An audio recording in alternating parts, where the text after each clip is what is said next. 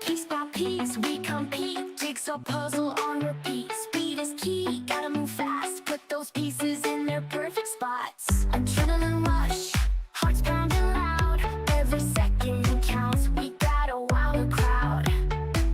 Fingers flying, hands on fire. We're the kings and queens of this puzzling empire. Puzzled hearts, we're in this together. Filling in the pieces, bringing joy forever. Puzzled hearts will solve the mystery. Piece by piece, our love for puzzles is real.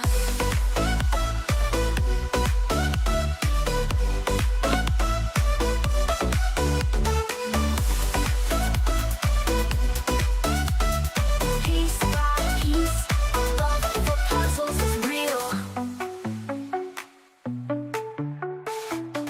Piece by piece, we compete. Jigsaw puzzle on repeat. Speed is key, gotta move fast. Put those pieces in a perfect spot. Adrenaline rush, hearts pounding loud.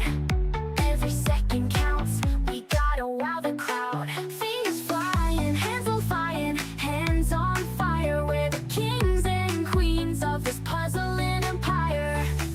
Puzzled hearts, we're in this together. Filling in the pieces, bringing joy forever.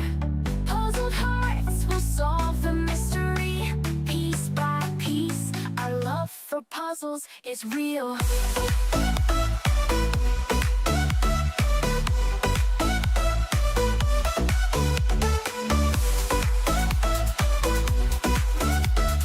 Piece by piece, our love for puzzles is real. Piece by piece, we compete. Jigsaw puzzle on repeat. Speed is key, gotta move fast. Put those pieces in the perfect spots. Puzzled hearts, we're in this together. Filling in the piece by piece, our love for puzzles is real.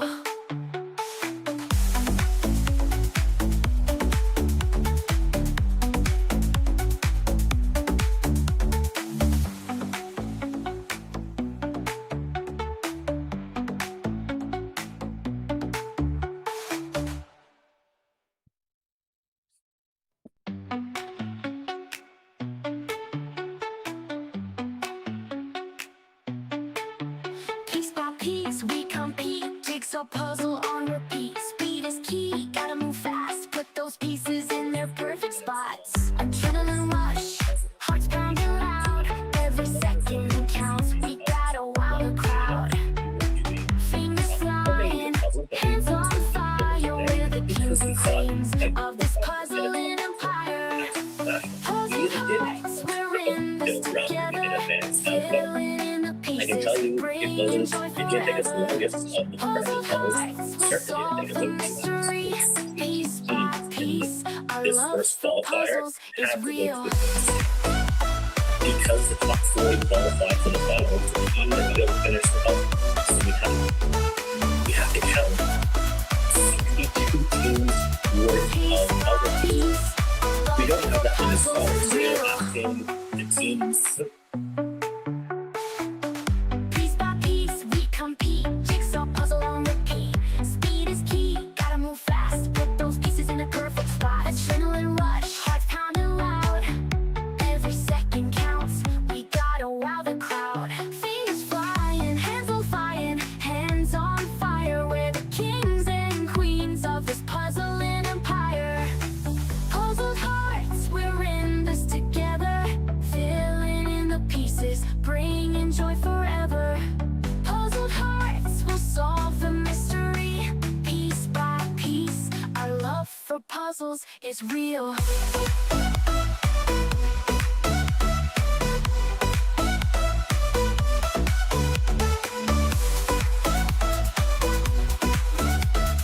Piece by piece, our love for puzzles is real. Piece by piece, we compete. Jigsaw puzzle on repeat. Speed is key, gotta move fast. Put those pieces in the perfect spots. Puzzled hearts, we're in this together. Filling in the piece by piece, our love for puzzles is real.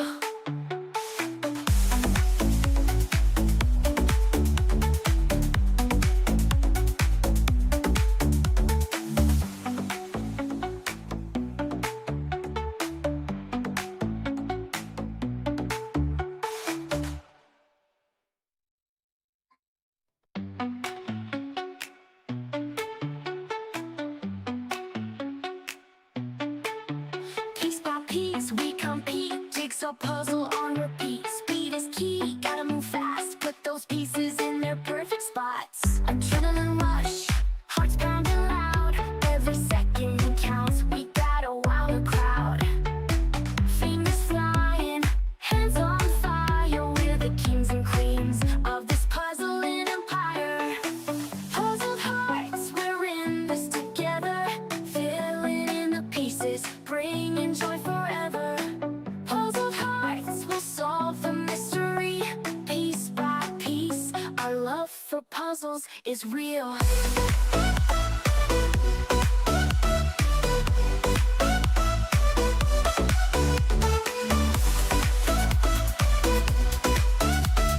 Piece by piece, our love. Good evening, everybody, or good morning. I have no idea if anyone can hear me. Jim, are you there? I'm here and we can hear you. Okay, great. Wow, greetings from down under. First up, I am in New Zealand and my husband is in Germany, and the tasks that usually I do all from one computer, we're kind of splitting across the planet. So apologies if we have some tech issues or we have so many buttons that we need to press and we're kind of dividing the tasks between the two of us. So we just hope that it runs smoothly today. Yeah, this might be one of the most international of the international events in terms of location, time, and space. What hour is it where you're at, Michelle? It's a very comfortable, coming up to 8 o'clock in the evening. So a lot more comfortable time compared to you, Jim.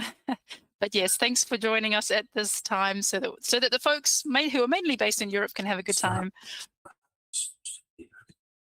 Well, there's no such time as bad time for puzzling. I know that there's a lot of people gearing up for 24-hour events. There's a lot of people that are either just getting off of their national events or currently at one. For those of you who are at the Dutch nationals, the Spanish nationals, or good luck. We're rooting for you. Yeah, it's an exciting weekend for puzzling. And yes, I forgot to so greet everybody who's in the meeting. It's lovely to see all these puzzles. It's quite exciting. We haven't had this for almost 4 weeks, so I hope everyone is feeling pumped and excited for today. And of course, greetings to our folks who are watching on YouTube. I see we have Zenitha and Guzzer and Ellie joining us. And we're happy to have you with us. So yeah, you mentioned that this is also the weekend of Spanish and Dutch nationals. That is correct. And we wanted to look back over the season because we've had a really fantastic speed puzzling season this far. I mean, we're now in June, and it's just been nationals and marathons and Nordic championships and all kinds of things like that. So the question that we asked our participants, and which we'll be sharing some of the answers as we go through, is what was the let me read it. The first half of the year has been very busy with national, regional, and marathon events. I think there's been something really special and wonderful at all of the events that I've been lucky enough to go to. Picking a top batch is rough. I'm gonna go with two different ones because I'm greedy and too bad. I think being at UK Nationals and being more or less right across from Mari whenever she came in first at the UK National event, that was just really special because she had been working on that for so long and just did great. And it was nice to be in a really cool environment for that. That was really special. And then I think the 30 seconds right before the World Series event started, where you could hear this big breath that everybody took in right before the first puzzle came out. And then as it went off and we kind of saw what it was going to be and how everybody was doing, I think that was really wonderful because of all the hard work that people had put into it. And just getting and knowing that it was gonna go off pretty well. I think those are the two big ones that stand out, but like U.S. Nationals was amazing, and picking just one is really tough. What Yeah. about you, Michelle? You've done all the millions of things as well. Well, I have only, I don't know, it feels like I've only been to a couple of events this year, but the one that stands out for me is Atlanta, the US Nationals, and just the excitement of getting the last seat in the last prelim, and being able to being the 800th person to join in, so having seat 200. It just being in that atmosphere, having that highly competitive atmosphere and the excitement of an unreleased puzzle, and just kind of realizing minutes before that started that I was allowed to go on. It was just so much fun having an unreleased puzzle and just the buzz. I was right on the line, so I could hear the, on the edge, I could hear the people talking, discussing the puzzle and commenting on what was going on, like the audience. And it was just such a thrill. But yeah, also, just hanging out with everyone, meeting everyone. And I had got to puzzle with my team in Dortmund. There was a competition there, and that was just a real thrill. That it was the first time we puzzled since the Worlds, and just to get back with the Jigsaw Crowd team was, we still got it, and we had fun, so that was awesome. But yeah, we're at the time when we will start unwrapping the puzzles. So go ahead, everyone. Let's take off the wrapping. Remember, if you're participating in the Teams event, there is a non-speed related competition with photos, and one of them is about wrapping paper. So if you can do something fun and fancy and creative with the wrapping paper, just keep that aside for your Teams competition. I know some of you have already done it. And yeah, check if there are any stickers or wrappings on this one. It looks like there are stickers, so make sure the lid comes off easily, but put the lid back on the box and place it back in the middle of the table. So you might recognize the box, and you might recognize why of all the dates in the whole year I could only put it on this date. So Dutch people, don't hate me, but I had to be a bit strategic about this. And you'll soon understand why.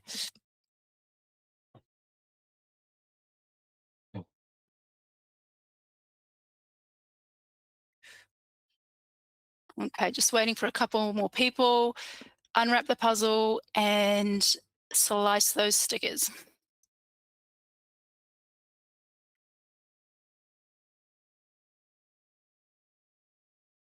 Okay.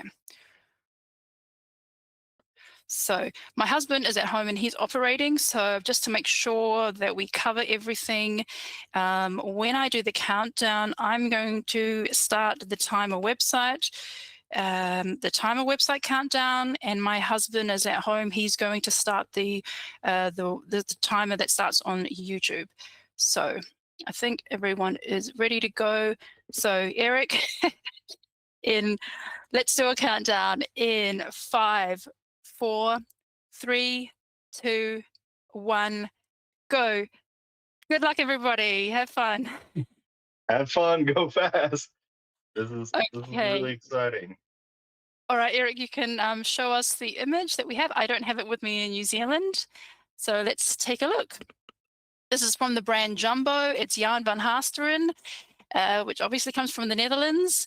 If you take a look at myspeedpuzzling.com, you'll understand why I had to put it on the date of the Dutch Nationals, because there are very few Jumbo images. There are very few Jumbo 500. Me off the screen now, Eric. And whoever who trains for the Jan van Hasteren, they do those puzzles multiple times. So I wanted to be able to use an image like this, since we don't get that very often, but it would just be too skewed if we had people in there who had done it like 5 or 10 times. So I hope you understand why I had to pick it today. But yes, we have an image. It's called Reindeer Races, and we've got, so now you can switch to the alphabet. Eric, will start at A. Reindeer races, so all the typical characters you'd expect from a Jan van Hasteren puzzle. And So like there's the Santa Claus, there's the mother-in-law, and a little bit of chaos happening in the snow. So it's mostly a white background, but obviously there's like a green tent and a green tablecloth that do jump out. But yeah, let's see who we have with us today. Oh yeah, sorry. Go ahead, Jim. Any first initial reaction to the image? First reaction is that is really fun to have so much snow in what is effectively summer season for a lot of for a lot of us. But looking at this one, it looks a little tricky, but I also think there's a lot of cool details that people can pull out and make targets of. That the outline of the sky is going to be really nice for people to uh, get a initial rough draft and then do some shape work to work out. I think you're right that those tents and tables are going to come across. I almost wonder if some people are going to go for those trees because the texture on that is relatively unique. But there's a lot of good color approaches that people can take. I know that for Jan van Hasteren, we're used to seeing certain critters that exist. So somebody might go through and recognize a lot of those creatures or textures, and this is going to be pretty interesting to play around with. Hmm. Yeah, and yeah, multiple reindeers. So yes, and multiple sleds. So there is a fair amount of repetition in this, and also the guys wearing the blue jackets. So with us on screen at the top of the alphabet with the double A's, we have Aaron from the UK. We also have Abinya from India, Azio, I think that's Marta from Norway. Then we have Adriana from Colombia, Eileen from Germany, and Alex from the UK. You can see that we're crossing the 3 minute and 3 minute and 30-second line, and puzzlers already have their flip complete. They have that initial border. They have that initial border going, and they are cruising away right now. I know not everybody has done a lot of Jan van Hasteren or a lot of jumbo puzzles. I'm not super familiar with them. So it might be a little bit of a specialty or an acquired taste. So being able to get out of the gate early here and coming up with an attack plan on a tricky puzzle like this is really important. Yeah, so something that's kind of a fun fact that I've discovered in New Zealand. So when people think of jumbo puzzles, they tend to think of Jan van Hasteren or Vazjig puzzles. So Vazjig puzzles are actually really big in New Zealand, which I was quite surprised about. I haven't seen any Jan van Hasteren, but I've seen Vazjig, and I was quite surprised because I was like, well, they come all the way from the Netherlands to New Zealand. But when I was at a bookstore, I picked them up and I realized that the Vazjig are actually, they have a license here in New Zealand to produce them. They're made in China and under a New Zealand brand called Holdson's. Because I was quite surprised that like everyone I talked to in Australia and New Zealand about puzzles, they all say, oh, I love Vazjig puzzles. But I haven't seen them hand over the license for the Jan van Hasteren. That seems to be, staying in the Netherlands. But yeah, we've got a few more folks on screen. We've got Alex from the UK, Alina from Germany, Anna from Slovenia, Anna L from Germany, Anna R from Finland, and Anna Valley from Germany. And I just want to mention Alex Palmer says about their highlight of the season so far was the entire UK national event. Within that, getting my fastest ever time in person, my fastest ever in-person competition time in my solo round, and also the buzz in the room for the teams and pairs. So yeah, that's really great. So yeah, the whole UK event just looked like a fantastic affair. It really was, and I'm glad that they had a great time. Also, congrats on hitting some PRs. That's a huge accomplishment. You should be really proud of that. Oh wow, it's interesting. See, we just saw Alina there for a second doing a pretty hefty sort up front. We could see Anne getting that top border of sky worked out. That'll help whenever they go to move into the shape for the rest of that. It looks like Anne Welly is finishing up some flipping and is going to begin on that border build. And those greens really do stick out in that pile. You can see on April's screen, she's able to go and get those tents and tables pretty quickly. Yeah, I really liked the green part. I think that's something that, I mean, it's so many months ago since I actually did the puzzle. Sometimes it's like 4 or 5 months before since I've done it.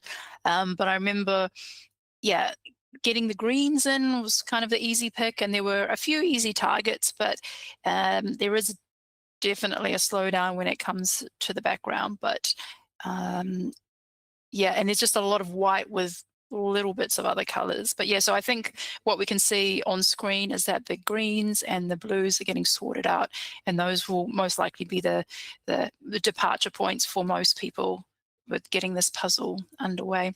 So we now have some new puzzles on screen. We've got Anu from Finland, April from Ireland, Aria from Indonesia, Ajalyn from Argentina, with her mascot Remy on her shoulder, Remy the rat.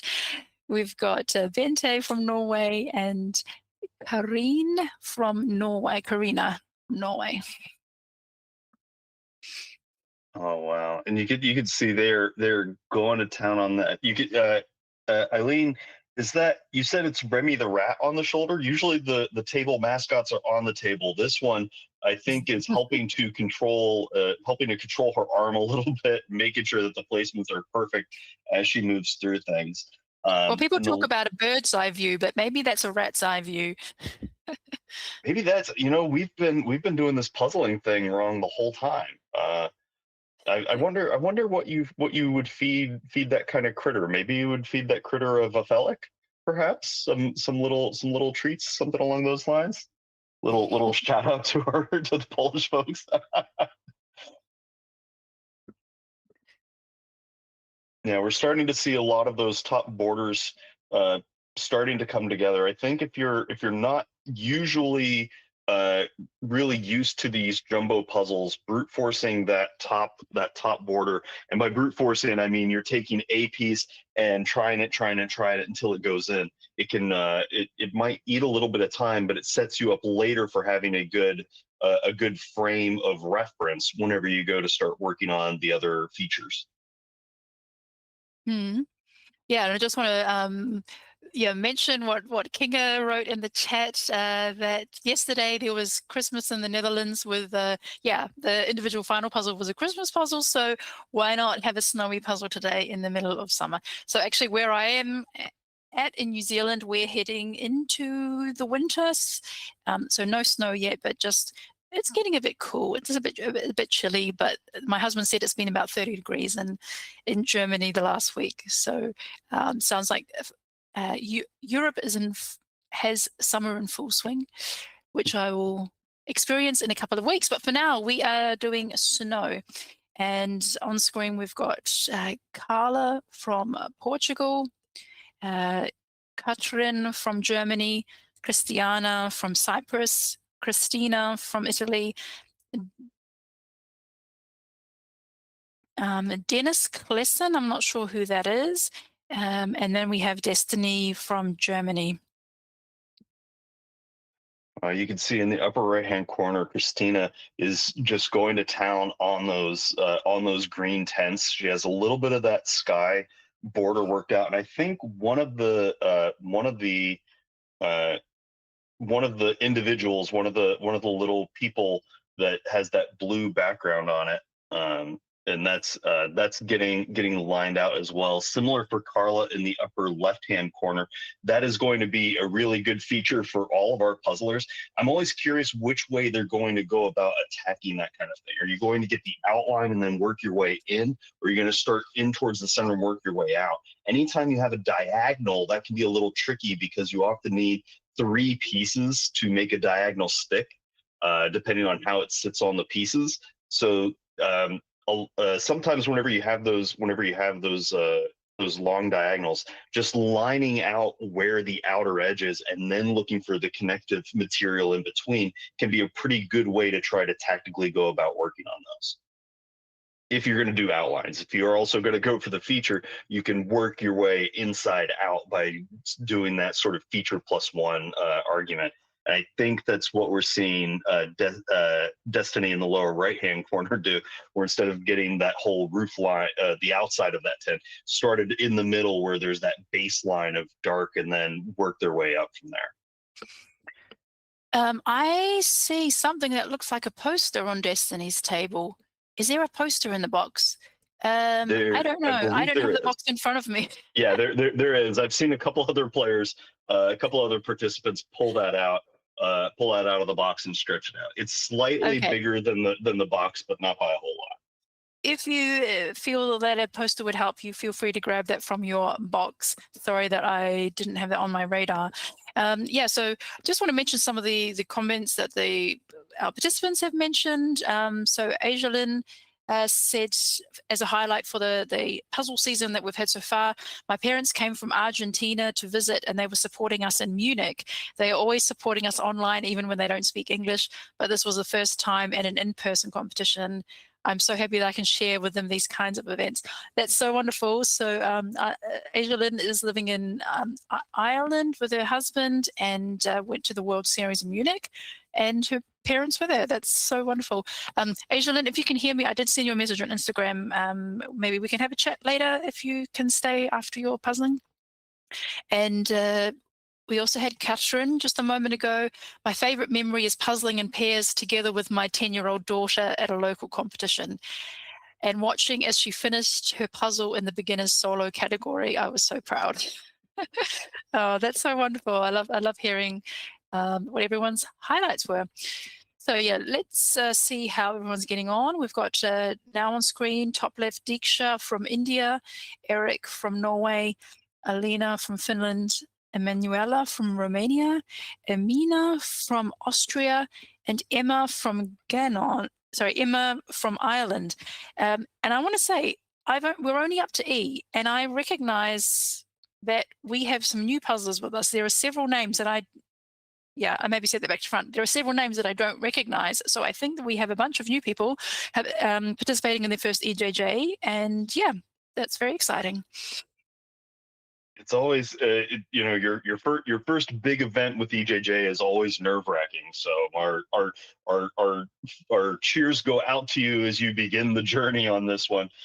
We could see Diksha in the upper left-hand corner is doing a great job getting those tents ironed out. Has a lot of that sky, and I think some other border chunks worked out as well. I think there's a little bit of a difference between what is pure white and what is like these stretches of gray that Diksha did a really good job pulling out. And also there's some cheering for Diksha in the chat from Cataclysma and Zenthadatus.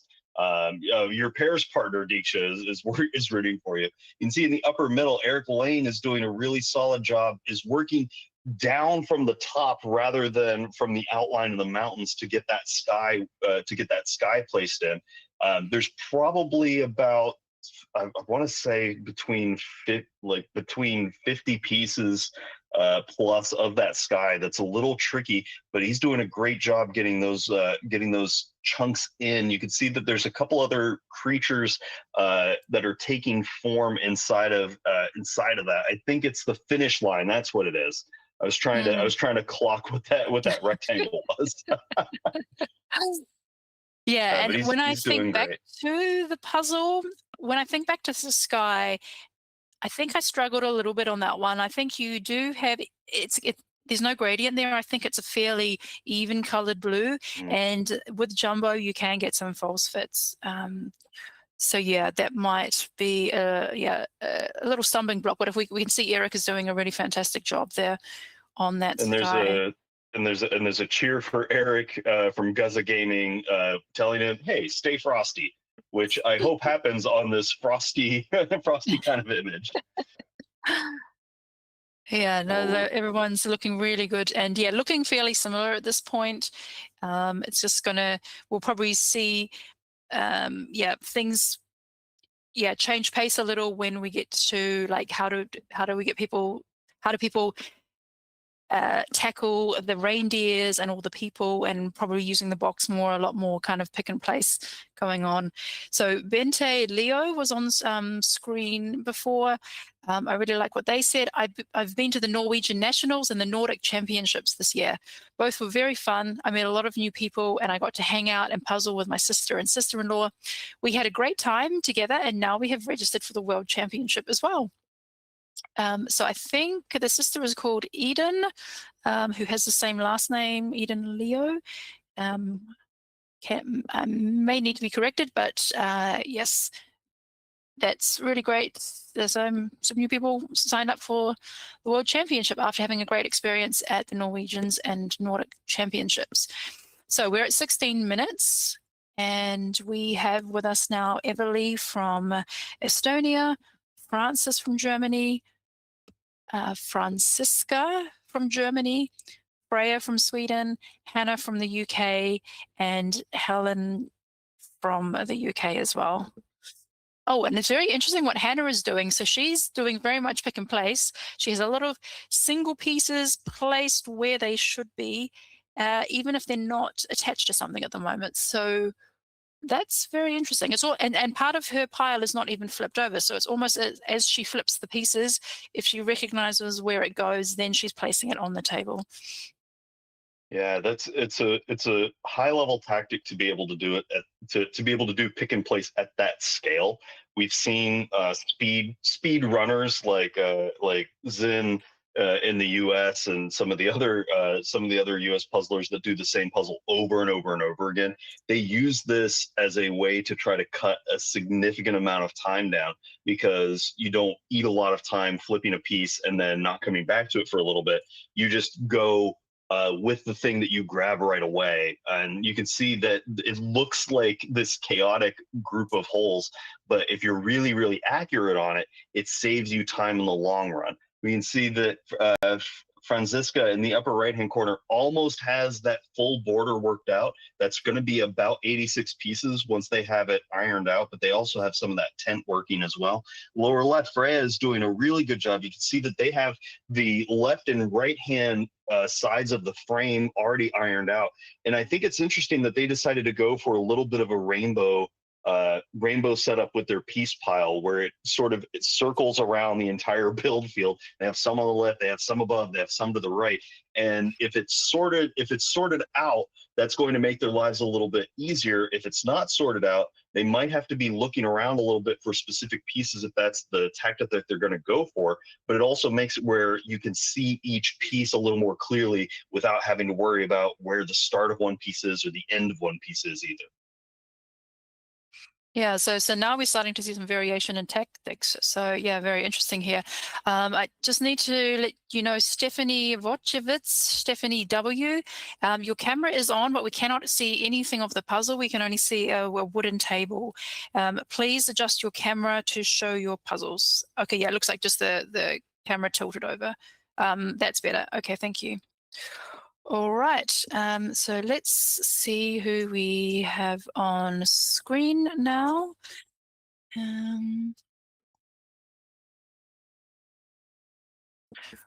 Okay. Yeah, so we're coming up to 20 minutes at this point. And I just want to let everyone know that the names that you are used to hearing, who often end up in the top 10, top 15, are not there. They are not in this competition. So if you were someone who usually kind of in the top 20, this could be your day to make it into the top 10, top 6, or the podium. You may have noticed that we haven't said many of the elite puzzlers' names yet. So very good chances. Anyone could win today. Anyone could take a podium spot, and a lot of people joining in for their first competition. So it's not obvious how it's going to play out today. So on screen right now, we've got Eden from Norway, Irina from Canada, Isabel from Canada, Eva from Croatia, Jana from Norway, and Jody from the US. And a shout out to the Jodies as always. The battle for the Jodies is going strong. You can see that Irina in the upper middle is doing a fantastic job with this particular puzzle. Irina coming off of getting a fantastic second place at Canadian Nationals in a really tight field, has almost that full border done. You can see that she didn't spend a lot of time trying to focus on getting the rest of that sky border worked out, just sort of got a couple of them together and then moved on to try to get more of those little features throughout the center, and has that lower right hand corner pretty well worked out on the frame along with some connective tissue there. In the upper right, Issa is doing a great job as well. You can see that Issa decided to go for those tents early and has not just the finish line worked out for the sled race, but also those poles that go down with a couple of creatures, with a couple of people that are connected to them, which is a really cool way to sunburst in terms of chunks. We sometimes call it being directed with the sunburst. So that way you can control what you're looking for inside of a really wacky pile if it starts getting a little difficult to dig through. In the upper left, is that Idan? Has the entire sky just about finished. I think there might be, maybe 3 or 4 pieces just that connect down into a mountain, but that sky is totally finished here with some of that tent built out as well. They are doing a really, really slick job here of continuing progress. You can see that because they have their pieces in the same area that they're doing their build field, we sometimes call that a chaos puzzling, where you're trying to work out of the pile that's right in front of you, and that can be a little bit of a snag. But it seems like she's doing really, really well of just finding specific pieces and making small clusters rather than doing big groups that need a lot of space in order to do the assembly. Yeah, looking really good here, and it's quite satisfying to see it when people have done that strip of sky on the top border. So looking really good there. So we can switch up the screens again and see who else we have with us. I'll just read out a couple of highlights from our participants. Yana, so she's there in the bottom middle, and you might see her sleeves are covered in puzzle pieces. That's because she's wearing her homemade hand-knitted puzzle jumper, and she says that several memories come to mind, all from Norwegian nationals. Because that's the main event that she did this year. My absolute favorite puzzling is in pairs with my friend from university that hadn't really puzzled for speed beforehand, and we just clicked. The puzzling flowed so smoothly, communicating was top notch, and we almost didn't collide at the end stage. It was my best time in a pair, and our placement was great too. The experience for my friend was also great in a way that she is now converted to a speed puzzler. That's what we like to hear. We like to hear that friends jump in for a competition and become converted. And the other memories was that she placed second with her team, but it was also nice. Lots of people came up and chatted to her about her knitted jumper, her knitted jacket. So yeah, she's one who's easy to spot now in a crowd with her jacket. All right, we're at 24 minutes and we are at the J's. We've got Johanna from Germany, Judith from Germany, Jukka from Finland, Julia from the Netherlands, Kaya from Denmark, and Kasia from Poland. And we're seeing some really good, solid tents, tablecloths, and finish lines. So yeah, nice big sections underway. Yeah, you can see in the upper left-hand corner, Johanna has that full frame worked out, those tents, and a lot of that sky as well. In the chat, Zenitha Puzzles is saying, it feels like there's going to be progress in bursts. I have to agree on that. This is definitely going to be one where instead of there being one large section that's going to be pretty straightforward, this is going to be a tactic where people have to decide, am I going to go for a specific color? Am I going to go for a specific texture? Am I going to go for individuals and try to place them? This is where I get really excited, is what do you do when there's not a lot of great options remaining? And you can see that Johanna's hands are moving very, very rapidly, trying to decide which mode she's going to try to move on to as we transition into the next stage of the puzzle here. We're getting ready to cross the 26-minute and 30-second line here, and everybody is just cruising along. You can tell that it's starting to get a little nerve-wracking as people have to decide, am I going to try to go for texture at this point? There's a lot of little reindeer throughout the center of this. There's a lot of sleds. I almost wonder if going for a specific color here is going to be the way to make some progress, just to get some islands lined out that can make life a little bit easier to do some shape work. Mm. Yeah. When Eric has finished adding the new 6 to the screen, please add the image as well. I'd just like to look again at the details of the sleds and the characters.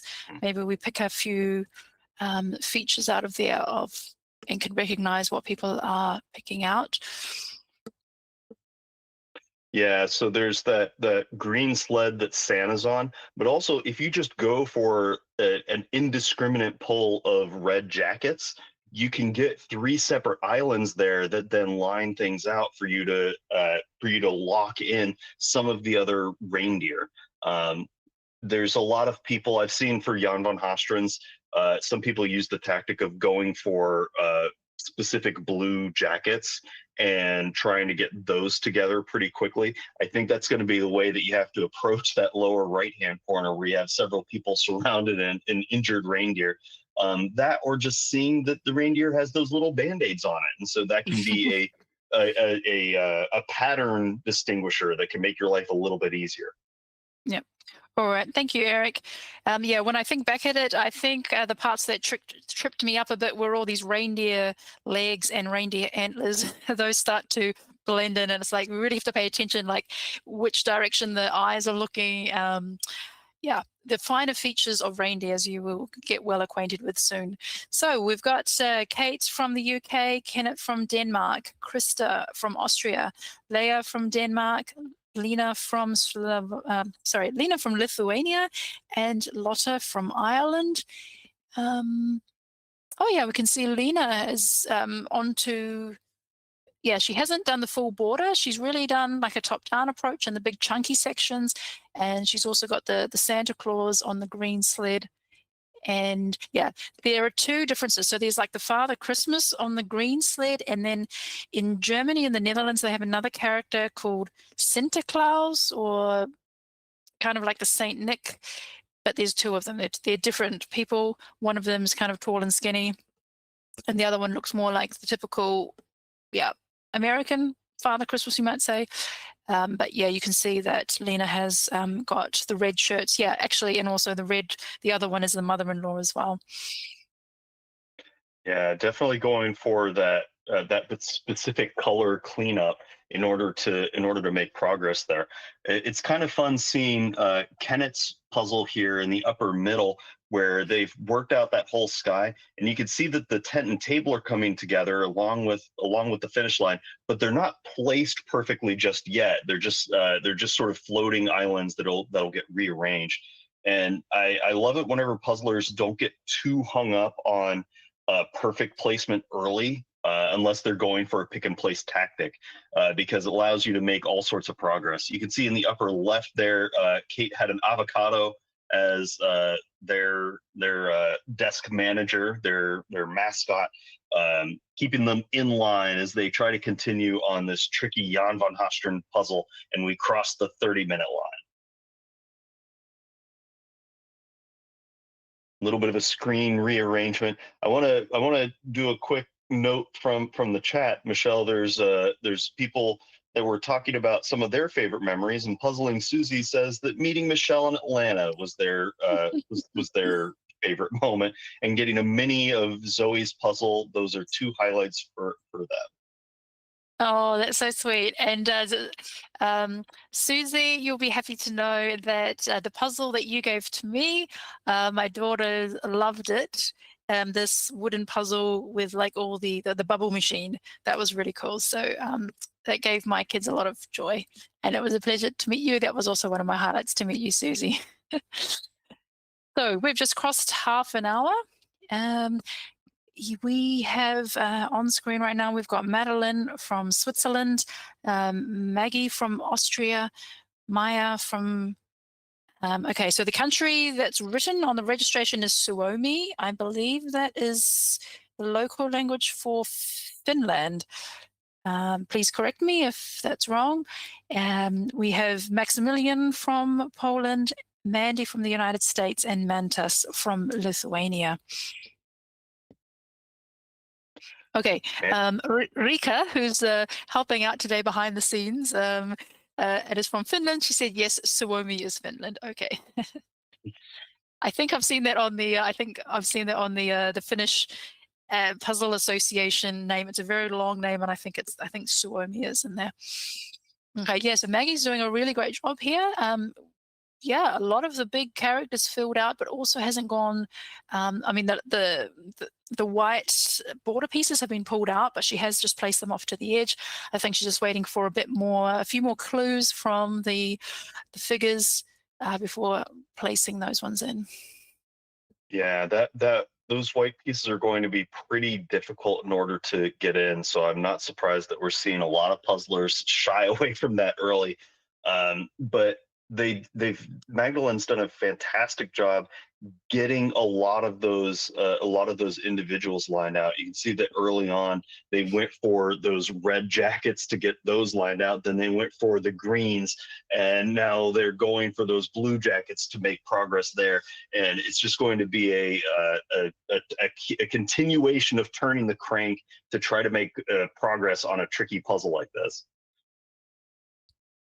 Yeah, and I just realized that we have some more members of the 4 a.m. club here. So everyone who's from the United States, we also had just Mandy on the last screen.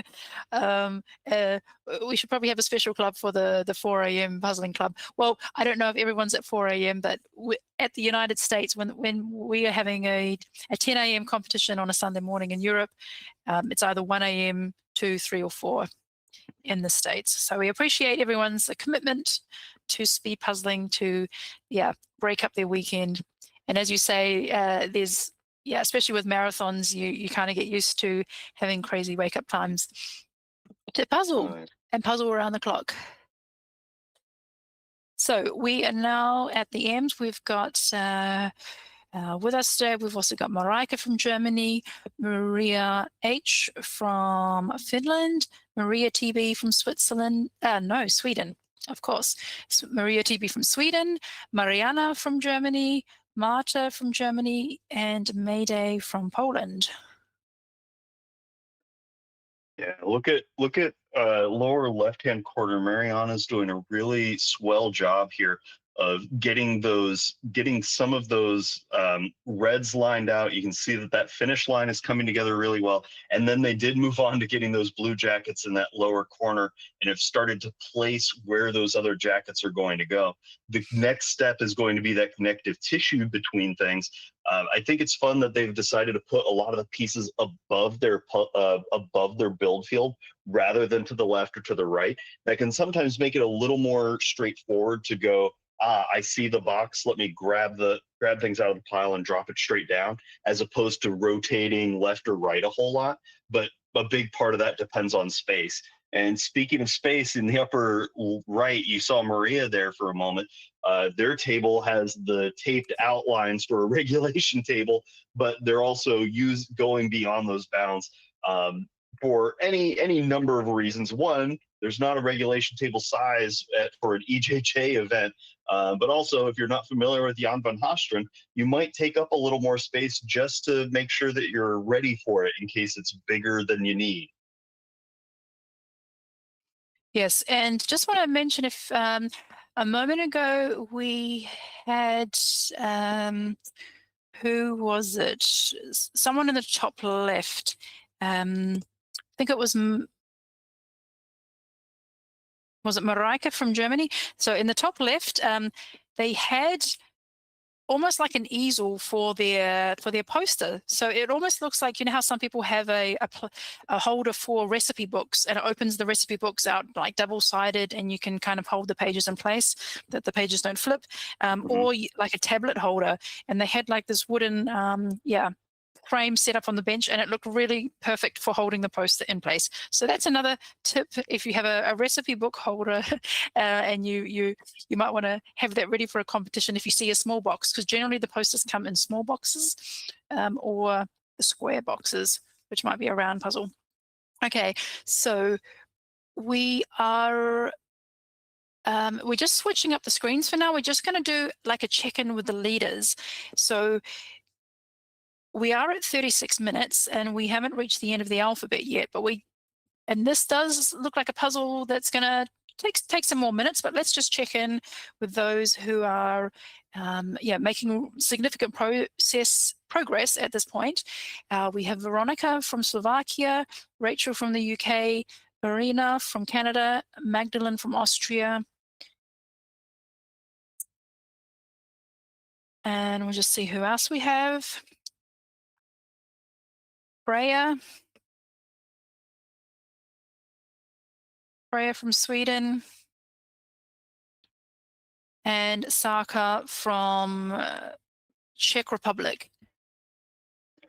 Oh wow, you can, yeah, this is actually getting really exciting. We're crossing the 37-minute and 30-second line here, and Rachel Chambers is down to just those white pieces. It's probably about 100 pieces that are floating throughout there, but she has that full border. She has all of those blues in, so there's a lot of shape of the piece that she's going to be able to work off of in order to finish this up. I think she's trying to go for finding individual colors, individual textures, and then filling the gaps rather than picking up any piece and trying to place it in. I think that's a really good tactic here on these Jan van Hastrands.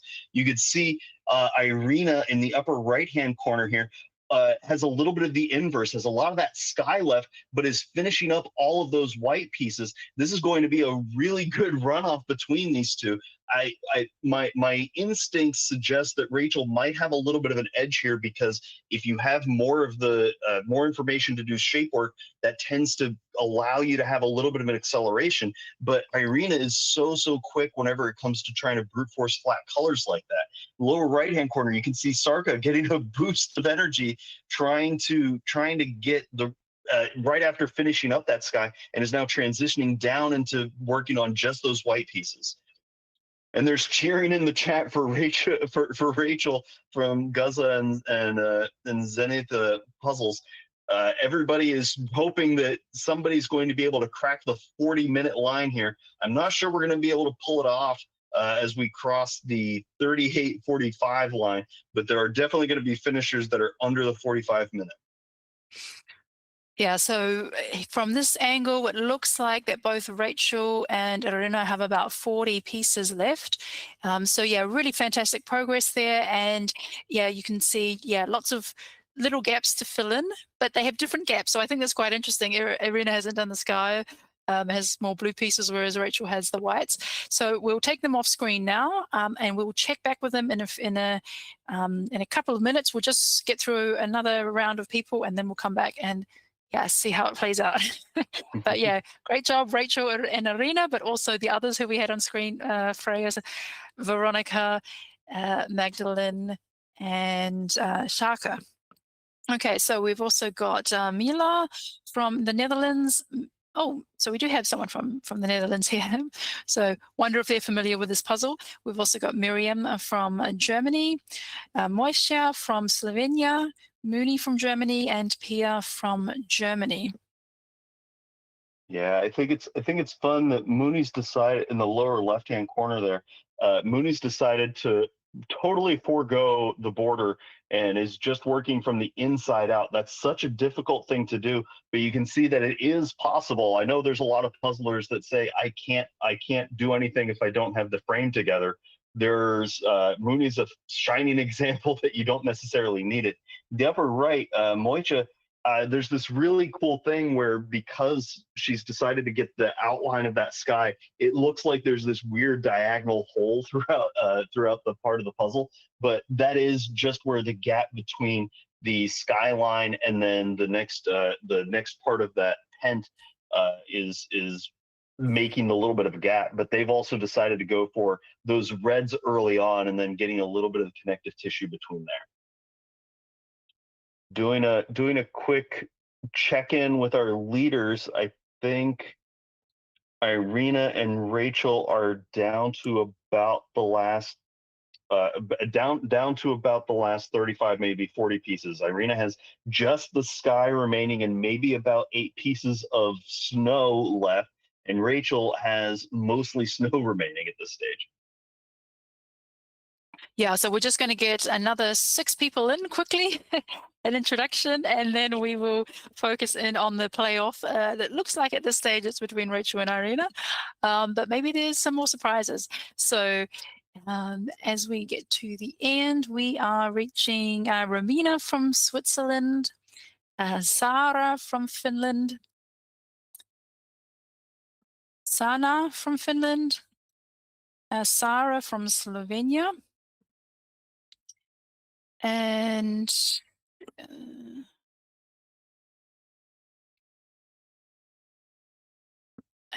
yeah, that's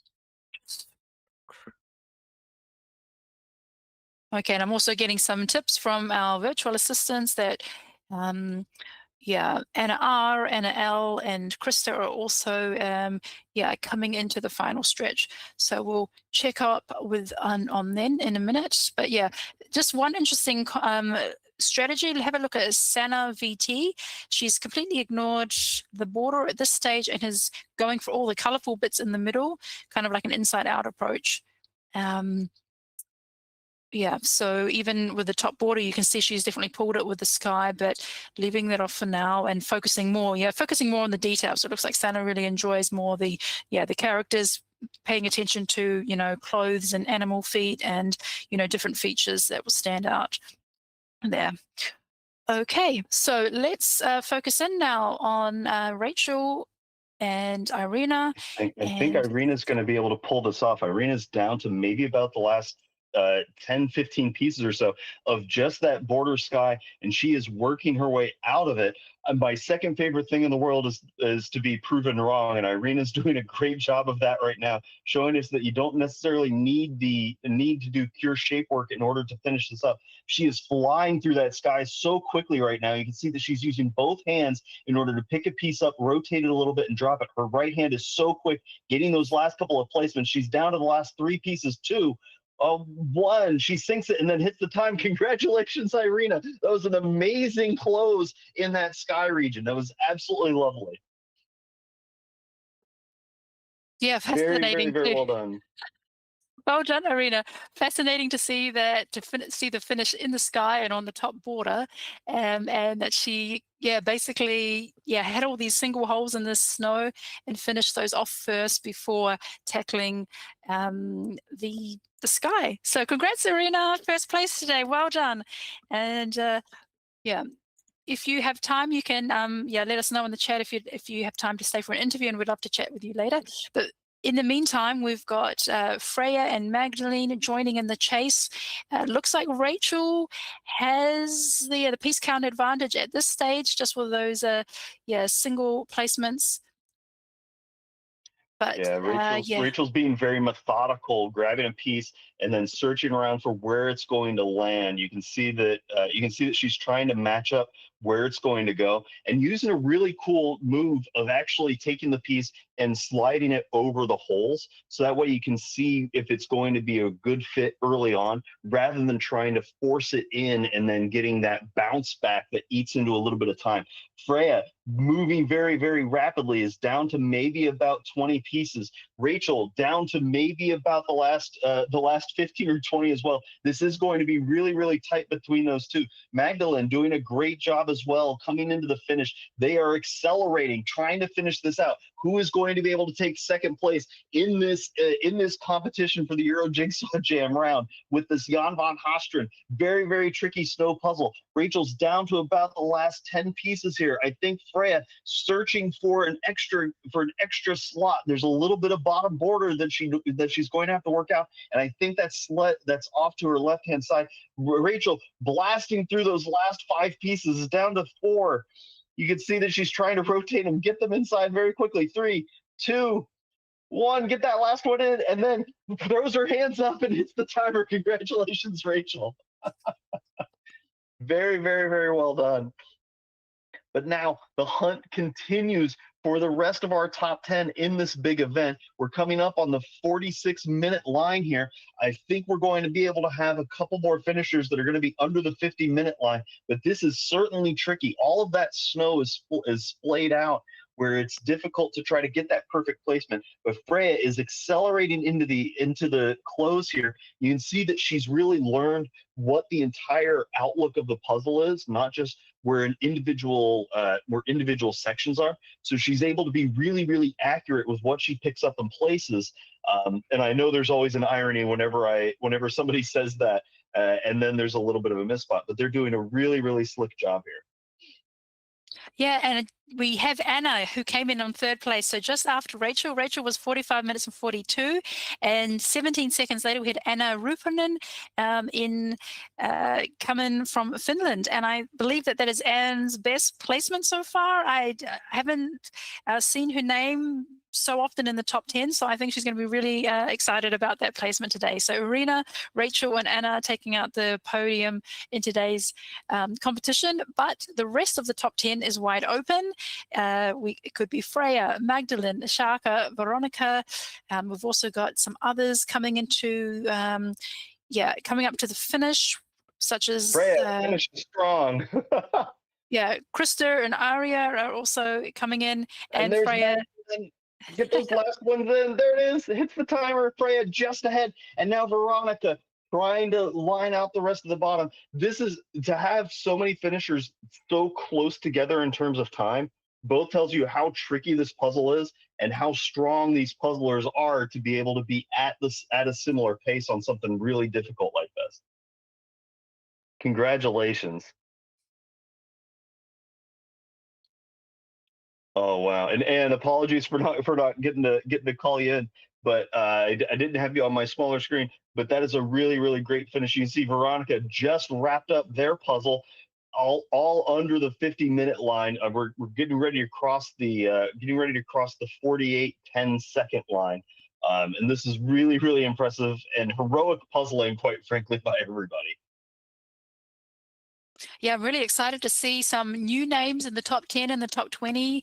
And yeah, just with a different mix-up of participants today and with a really different type of puzzle.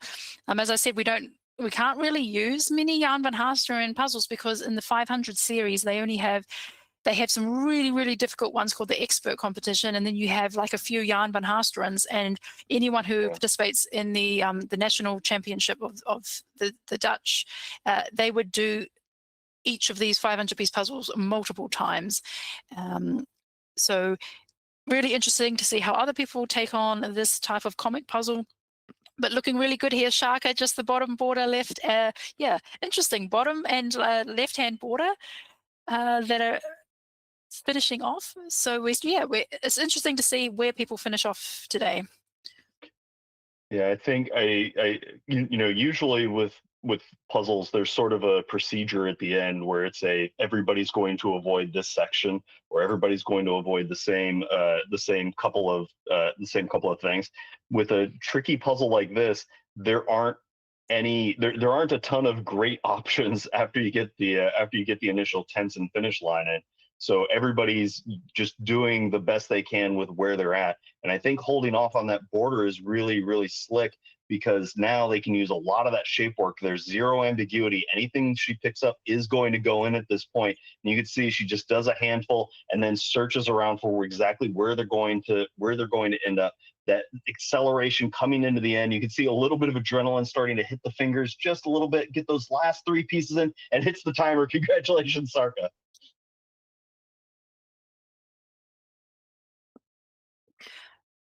Yeah, so we're now up to 7 finishes at the 50 minutes, and normally we wait for the top 10, but from what I can see, let's see if we have anyone sneaking up in the next few minutes. It does look like it's going to be some minutes before we get some more finishes. So actually, I would like to chat with Arena.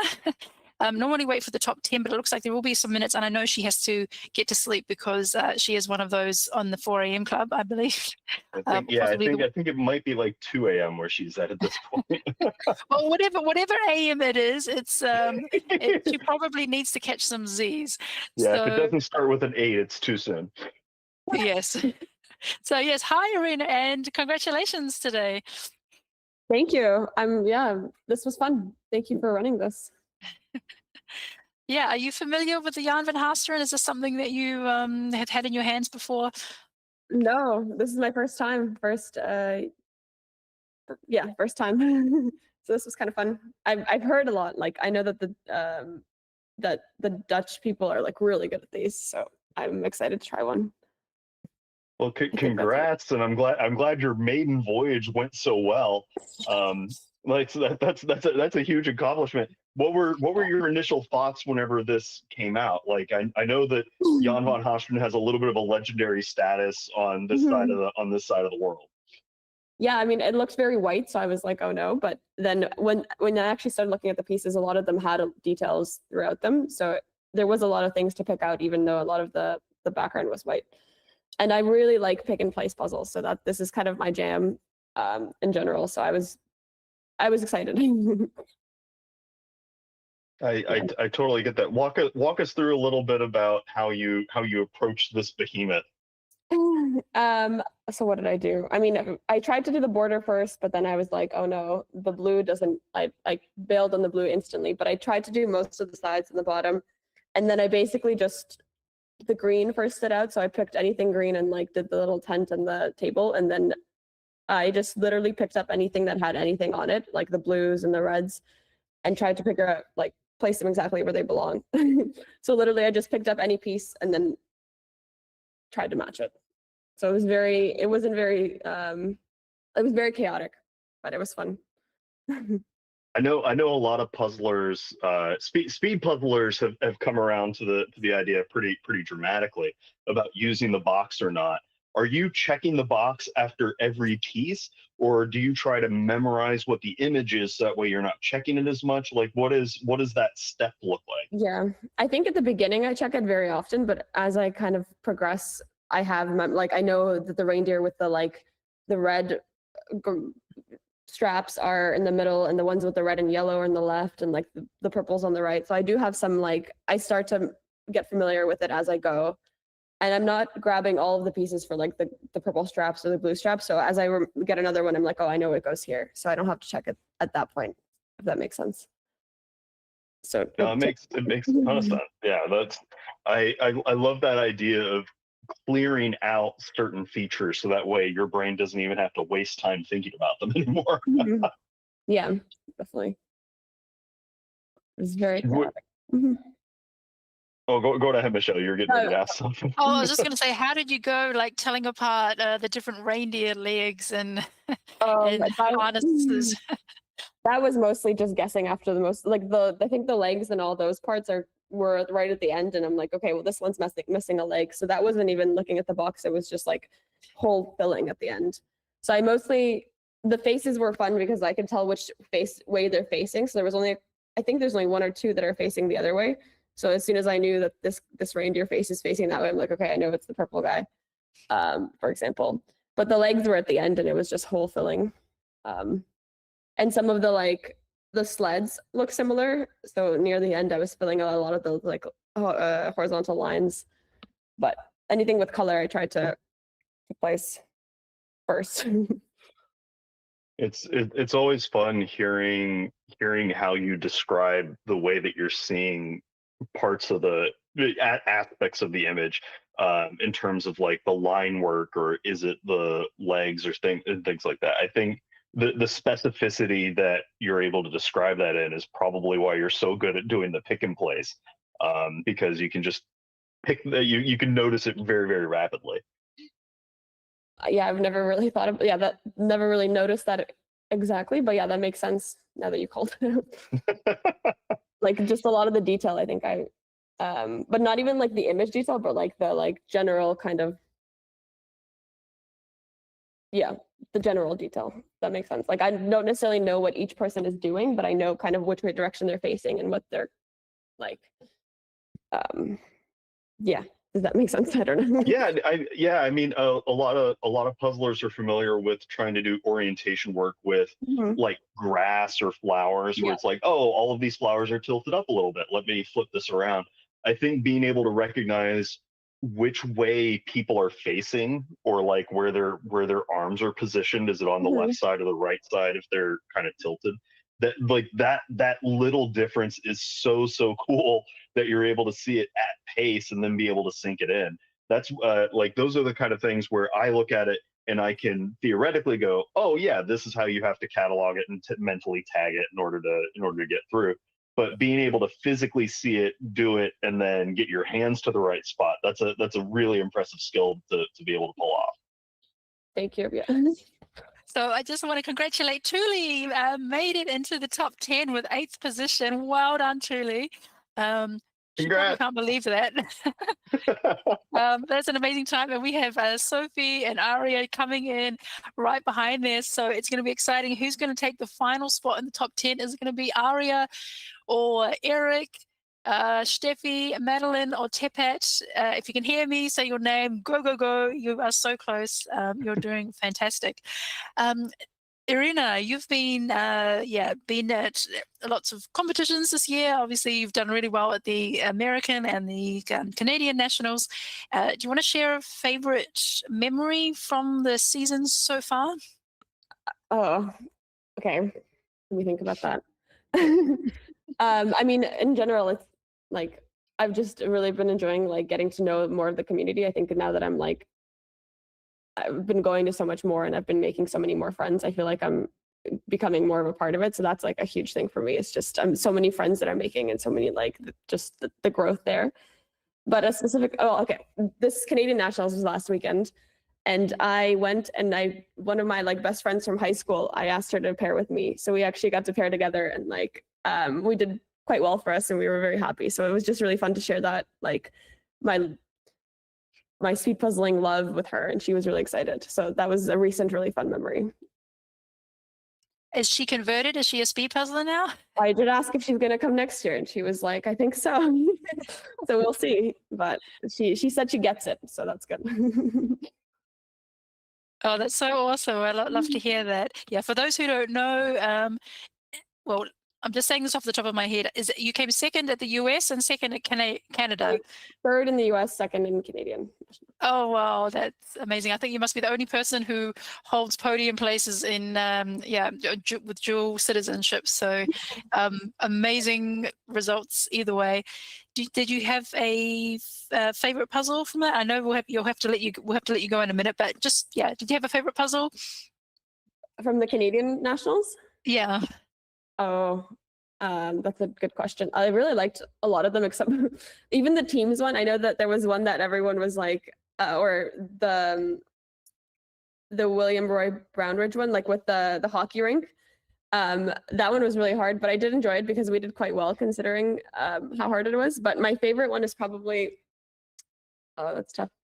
I think I liked the final individual puzzle the most, from just the fact that I really like pick and place and it was very like a little chaotic. So that one probably is my favorite from the group.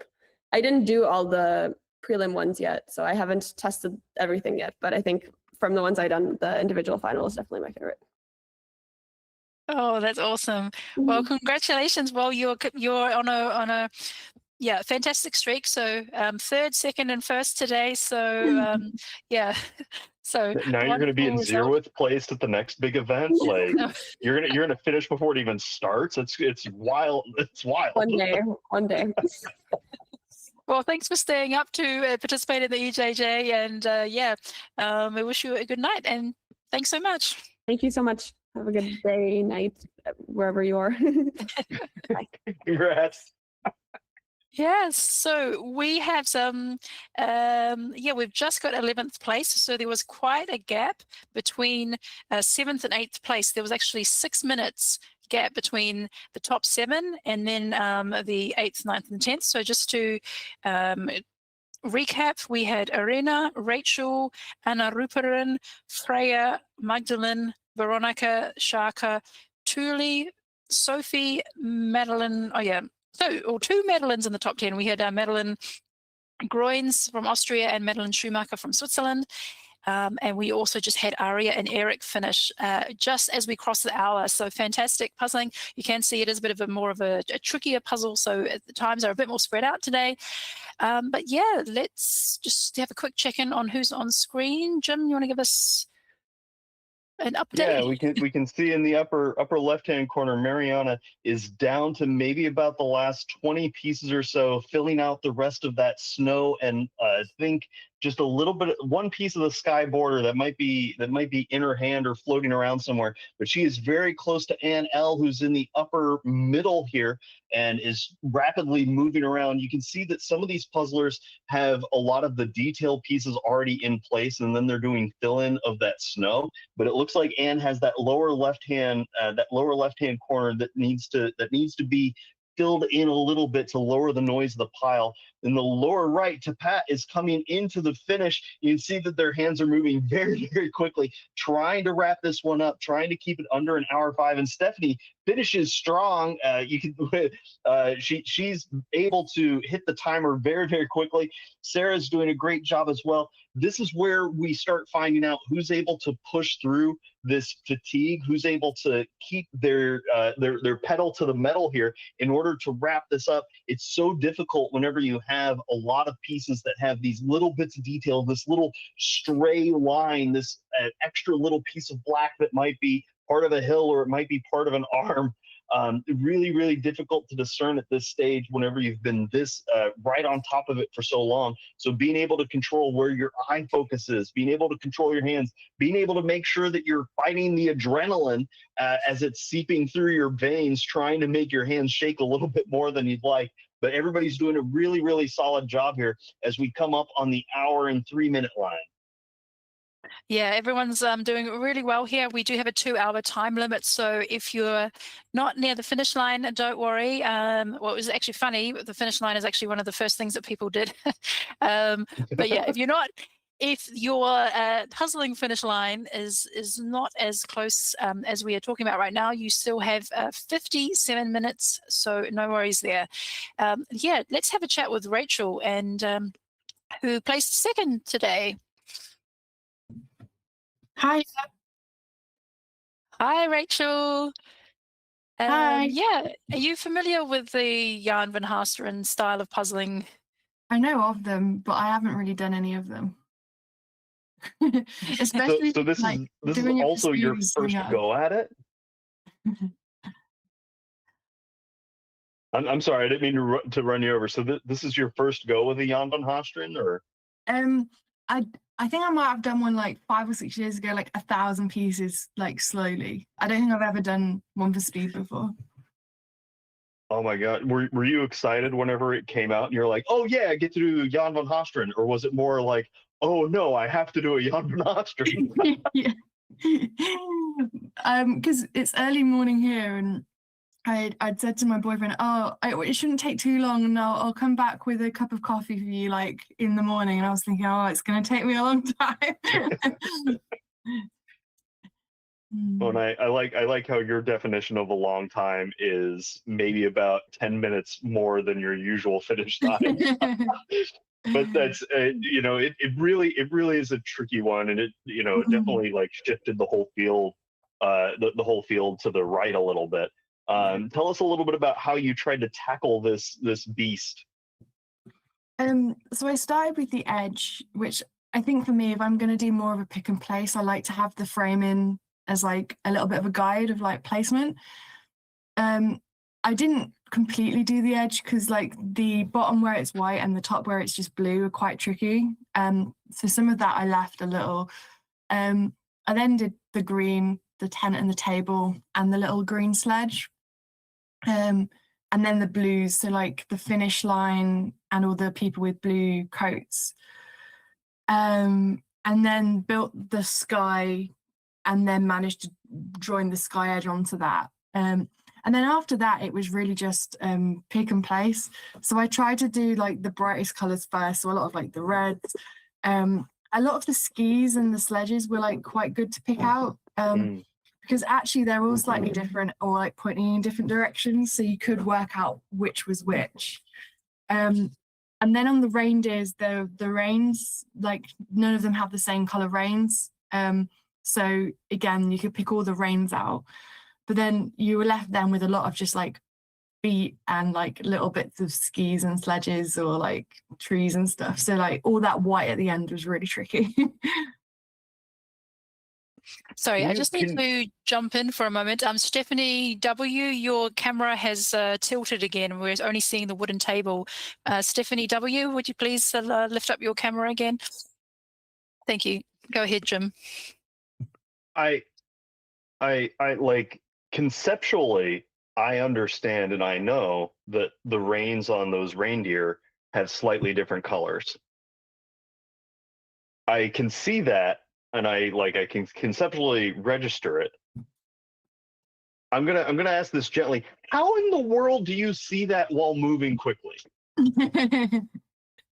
That is a superhuman feat. Like just how? Yeah, I guess it's one of those things, isn't it? It's like a skill that like just doing lots of puzzles, like you're having to look for those like tiny little differences. I mean, an example is there's two reindeers with like red reins on, like there's one under the finish line and then one just in front of that, but like one of them has got yellow edges to the red and the other one is just plain red. But like it's all those like minute little details that like are what helps you to put it in. When you're trying to do something like that, do you notice those kind of details from the image first or from the pieces first, or kind of like a hybrid between the two as you go through? Yeah, so like with a lot of the reins, I was just like, I noticed that they were different colors. So I was like, when I got a piece with the reins on, I'm like looking at the image to see like where on the box does that go. And then with like the red ones, I was like, hang on, there's two red ones. And then, okay, is there any way to distinguish them? And then at that point, like looking at the pieces of the box to try and like, what are the subtle differences, I guess. At a certain point, did you transition from doing pick and place to, okay, now I just got to scramble to get things in? Or were you pretty consistent throughout? I think it was really the last, like, I don't know, 40, 50 pieces when it was just like more just plain white, that then it's just like gap filling and it's more shape work at that point. Well, you did it. You did a really slick job with that. Like that was fun to watch you, floating around to get those in. And with is it strange going from brands that you know really really well and have an idea of like what the not necessarily having the whole cup memorized, but having an idea of like, oh, okay, this is a bigger four, I know what that hole looks like, that kind of thing.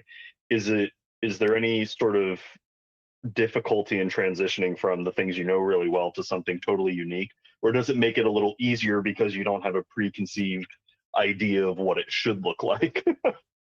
I think I've definitely noticed over like the last few months that like that familiarity is coming with the Ravensburger piece set. So like going back to a Ravensburger always feels like an old comfy pair of shoes, you know what I mean? But I think all the skills that I've learned to get fast at the Ravensburgers, like they all still apply to different brands. So it's the same skills, just with a different piece cut. So I it doesn't slow me down, I don't think, too much. I mean, that makes a ton of sense. I'm curious, Rachel, is there a day where you don't do a puzzle or don't do a puzzle competition? Not many. Because I know you were in the Guzzle event the other day. Like you've been traveling all over the place. I'm almost every day I'm doing at least one or two. That's so cool. And for folks at home, are you always doing new puzzles or are you doing reruns at all? A bit of a mixture. So it depends like what's coming up. So like at the moment, like I had a lot of competitions in the run up to like World Series, and then after World Series, I don't have anything now until like Worlds in Spain. So the last little while I've been focusing on just like casual puzzling, big piece counts, just working through some of my like to-do pile.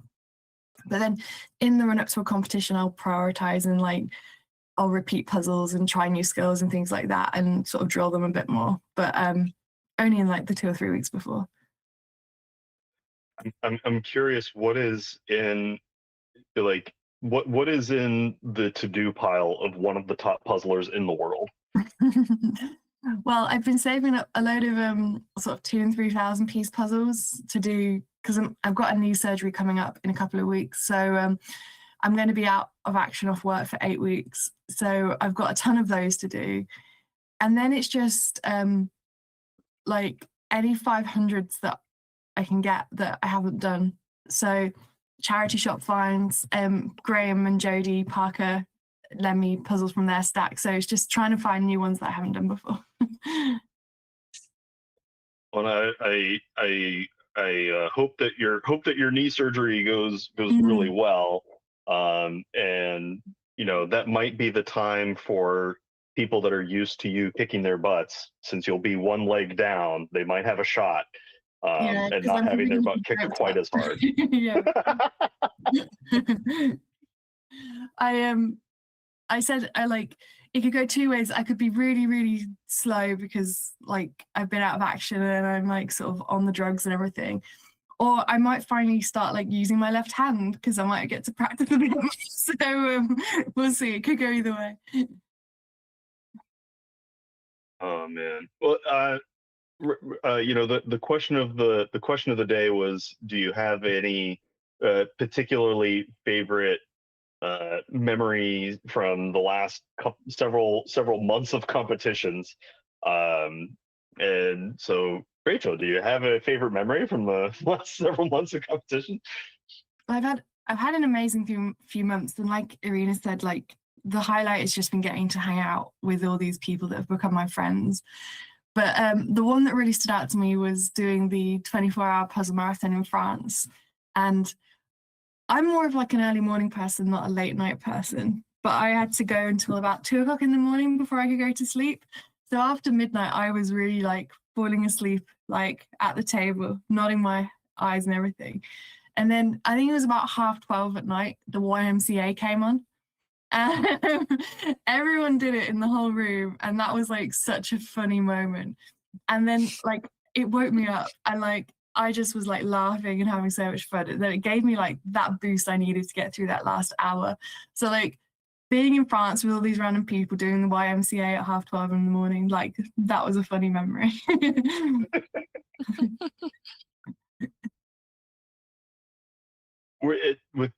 I know there were a lot of international people at that event. Were people saying the letters in their own language? I don't think so. I think everyone was just doing this one, but everyone was doing the hands. So like not a lot of puzzling was happening. I remember saying to like someone on my team, I was like, oh my God, even like Victor's team, they're all dancing. I was like, Victor's up on the table, he's doing the YMCA. And they were all like, what? And like, obviously they weren't, they were still puzzling. But my team was so sleep deprived that they believed Victor was up on the table doing the YMCA. Yeah, that's a hallucination. I would like to see that. No, it was such a funny memory. Oh, that's one of the fun things about the marathons is the music can be a real boost, and just it's just funny how different people react. And I've mentioned before that one of the things I like about the marathons that I've been to in Belgium is that when they play certain French songs, everybody starts singing, and sometimes they play them multiple times. So even if you don't know the language, you recognize the tune and you start kind of getting into like that cheery mood and start swaying to the beat. Because it is a little kind of mouthing the words along, even if you can't speak French. So I kind of mouth the words, but I don't make sense. They did a little run of that, like sort of in the middle of the night in France. Like we had the YMCA. I think we had like Bohemian Rhapsody by Queen. Then we had some like Celine Dion song that I didn't really know, or it was like I think it was partly in French, but like all the French people just start like getting up and singing, and it was great.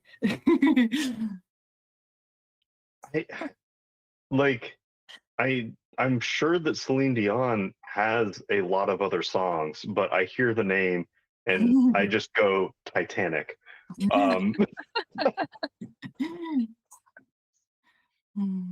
Oh gosh, I wonder I wonder what the DJ situation is at those 24-hour marathons. Like, do they take special requests? Have you gone up and said, "Hey, I need you to put something sleepy on to psych everybody out"?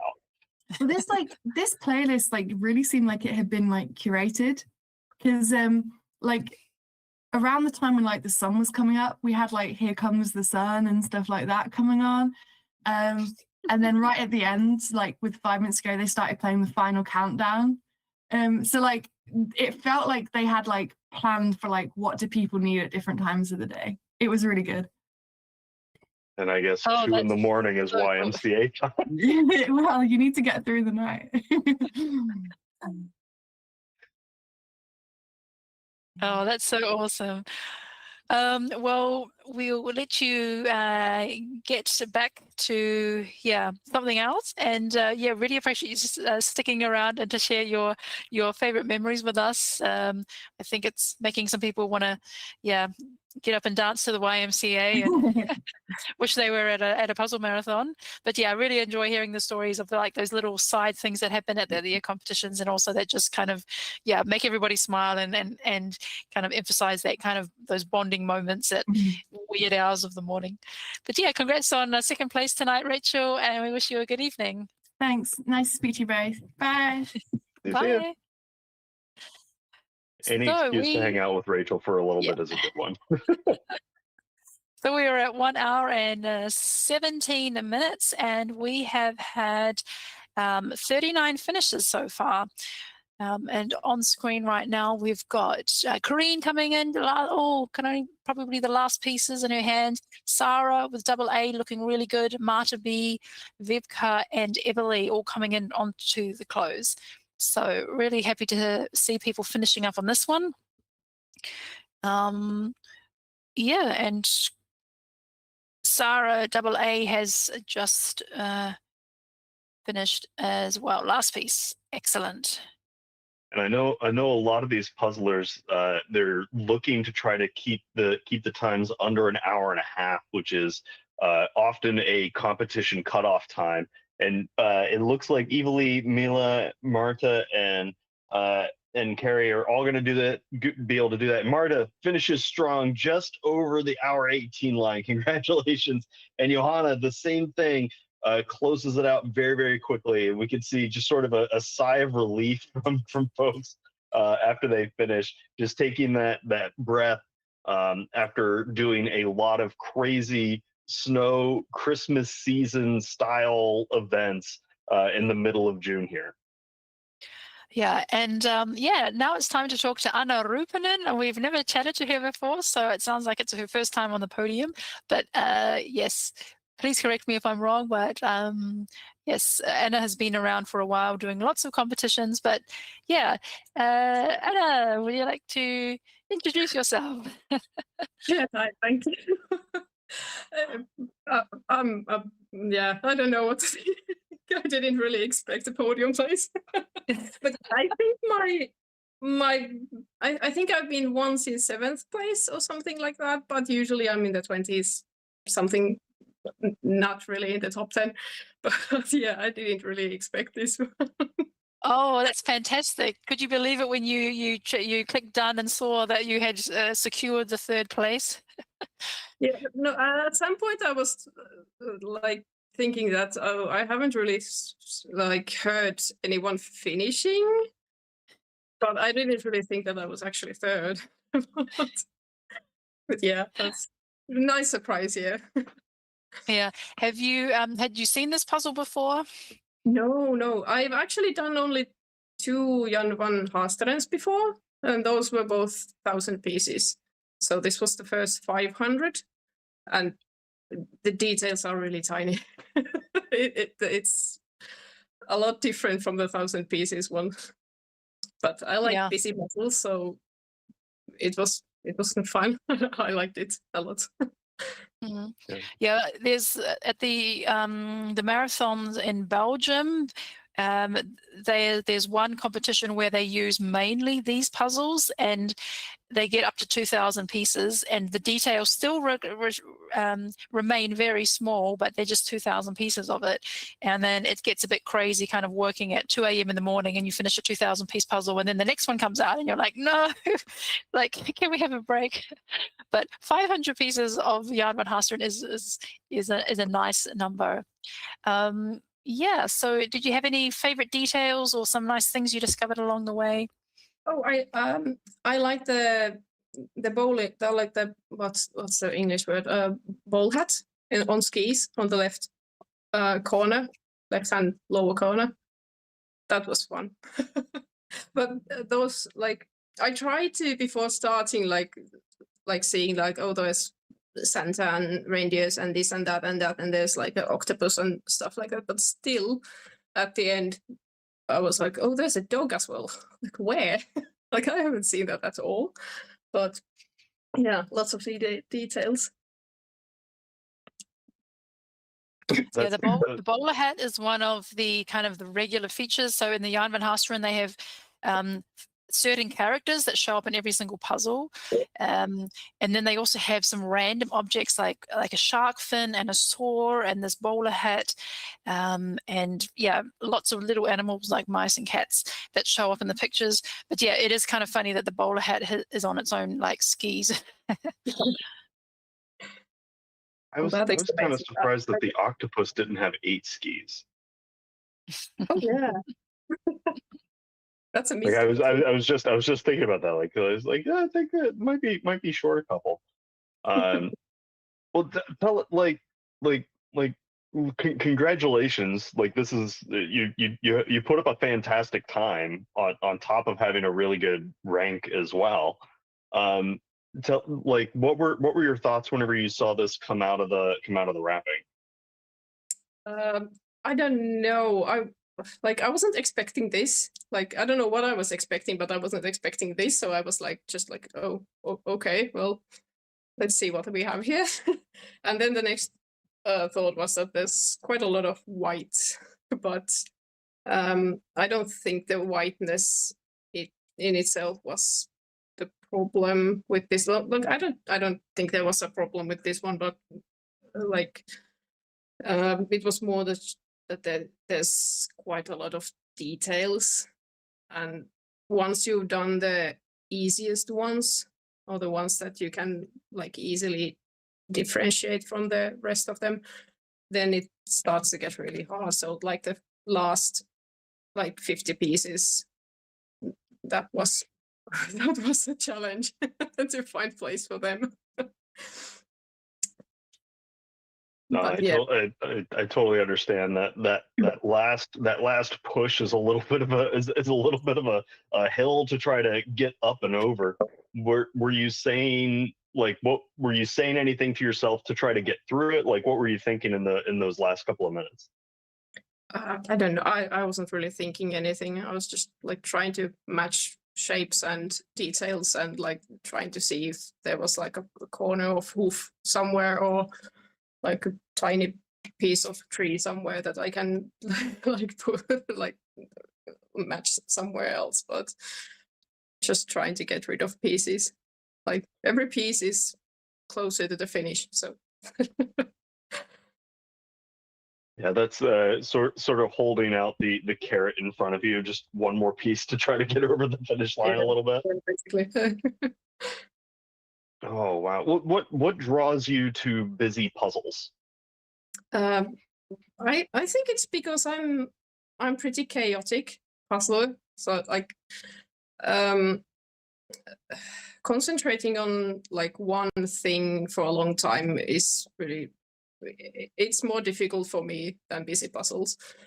So I don't do well with like big gradients or something like that. I can't concentrate on them.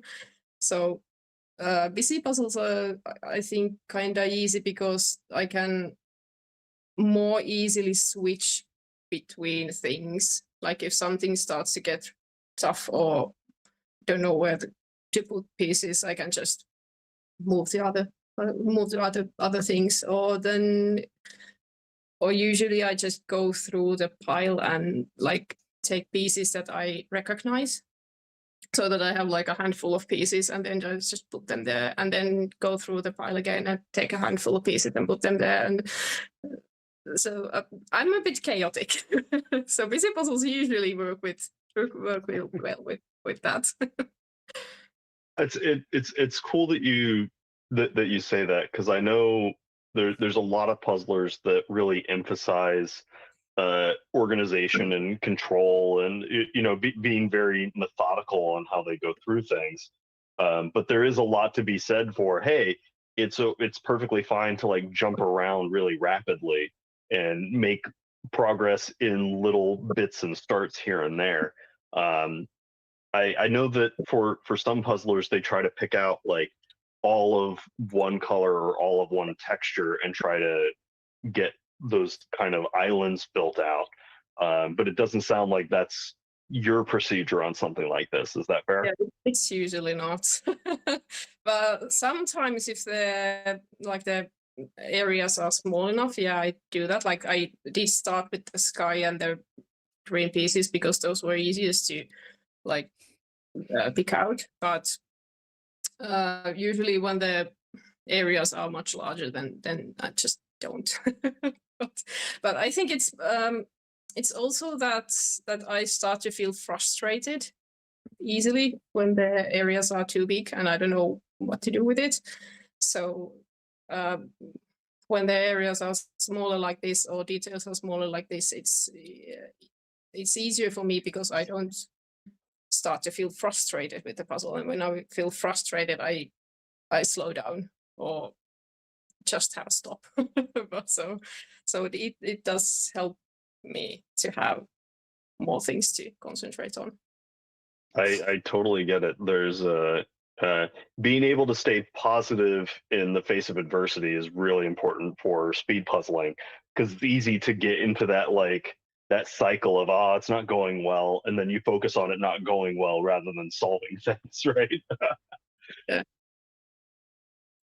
Do you ever do things or think about things to like get out of that rut if you find yourself kind of like skimming the surface of it? I don't know. I just like sometimes you just have bad days, and whatever you do, it just feels like a slog, and you're not doing good even if you try. But I don't know. Maybe I usually just try to think that like if I have like one or two pieces, and then that's less than I had. so it gets easier. I try to convince myself that it will get easier if I get enough pieces in. And at some point, yeah, when you get like a big enough area you have worked on, then it does like get faster. But yeah, I just try to think that at some point it will get easier. Well, and there's always fighting against the slog, and it's not always your day. Today definitely seemed like it was your day, because you were trucking, man. Like it was really cool to see how you got through, how you procedurally went through it at the beginning, jumping around, and then so smooth at the closeout. Were you feeling excited? Like, did you know that it was going well for you, or were you like, what were you feeling in those moments? Well, it did feel good. Like I didn't feel frustrated at any point, even though the amount of white was a bit intimidating at first, but I didn't really feel frustrated with this one at any point. It just felt like I had a good flow on. And I think like I don't know what else to say about that. No, it's totally cool. Like feeling like you're in a good flow that's really wonderful.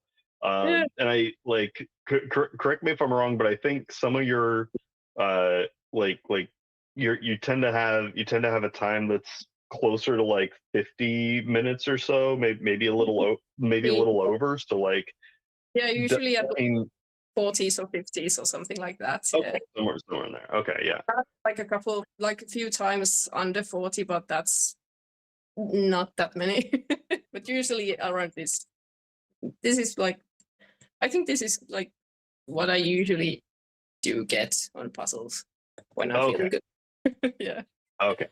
I was pulling up a competition database kind of a thing, be looking like, okay, look, there's a lot of really great times in here. And then Yeah. I was looking at a couple. I'm like, oh, the ones that were slower were just where it was a much harder puzzle a day kind of a thing. Yeah. They usually tend to be a bit more than that. But yeah, I've had some nice times. I think it really depends on the day and on the puzzle and how I'm feeling. I wasn't really Right. expecting this because I've just been like, I was sick for a week and I haven't done puzzles in a while. I've had like a bit of a break because the whole winter and spring was really intense with the nationals and everything. But apparently the bit of a break was it worked because I felt a lot less stressed than I've been feeling for a long time, I think. Yeah. That's really great, and I think a lot of people underestimate the importance of taking rest and taking a little bit of a breather from things, to just hit the reset button before jumping in rapidly onto stuff. Yeah. It does become much harder to like advance if you're just trying to force it, I think. At least for me. Yeah. I totally get you. Well, tell us a little bit about what one of your favorite puzzle memory from competitions the last several months has been. Ooh, I don't know. Well, Finnish nationals was fun as a whole, and then at the finals we had the owl puzzle with the yellow background, which was fun because I like owls. I have a huge one tattooed on me, and it actually showed on the live stream at some point, like with the puzzle box and my tattoo showing there. So that was kind of fun. I had a laugh about that when I realized it, like afterwards. It sounds like an absolute hoot for that to have happened. That's Yeah, the puzzle itself was fun as well. The yellow background was difficult, but which one was that again? Remind me. I can't remember. Moment, I have it here. It's this one. Oh, okay. Yes. All right. I really loved it. It was really nice. But the yellow background was hard for me because large areas.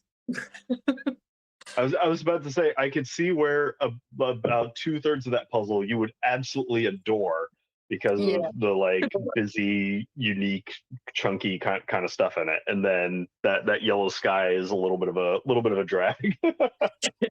Anna, we've just put you up on the screen again. Can you show us your owl tattoo now that we've got you on the bigger picture? This one. If you flex, does he hoot? Yeah, just hold it up a bit higher. That would be nice. But it's like this. The whole hand is. I have a full sleeve. Yeah. That is really lovely artwork. Yeah, it is. It's amazing, and it goes all around. So that made you. That's an extra boost when you see an owl puzzle. Yeah. Yeah, I do like them. Well, that was very fitting. Yeah. How many hours did it take for to get that artwork? Oh, I don't know. It was like 8 sessions or something like that. It took a long time. I don't know about the exact number of hours, but it was a lot. Fair enough. Well, it was definitely well spent time because that is some stunning lines. Yeah, I really do like my tattoo artist. She's amazing. Haven't done any puzzle team tattoos yet, but I noticed the word "yet" there. yes, yes. Have you been ruminating on anything that you might want to do for it? Yeah. I don't know. The puzzle pieces are like it's classic, like classic theme, but I don't know what if that's what I want. That's why I haven't really done anything yet because I don't really know what to do if I want puzzle pieces or something else. I'm just throwing it out there. You could get a big picture of Michelle and Mai's face somewhere. Throwing that. Please don't actually do that. Like that's And just make sure it's visible on the next live stream. yeah. Like some small chibi characters of you. That would be fun. Oh man, that's so cool. Well, what's next on your like puzzling to-do list? I know that we're kind of getting out of major competition season, and now we're kind of rolling through some other things. Yeah, I have I think 3 EJJs waiting. I don't have anything else like any other competitions for the summer. I'm trying to take a bit of a break during the summer and do other things, but I don't know. I think I can't stay away from puzzles all like all summer, but You gotta get that fix of the puzzle dust, that kind of thing. yeah. What are some of the other things that you do to like take a break? Because I know I've talked to a lot of puzzlers, and their version of taking a break from puzzling is doing slow puzzles or doing different size piece counts, that kind of thing.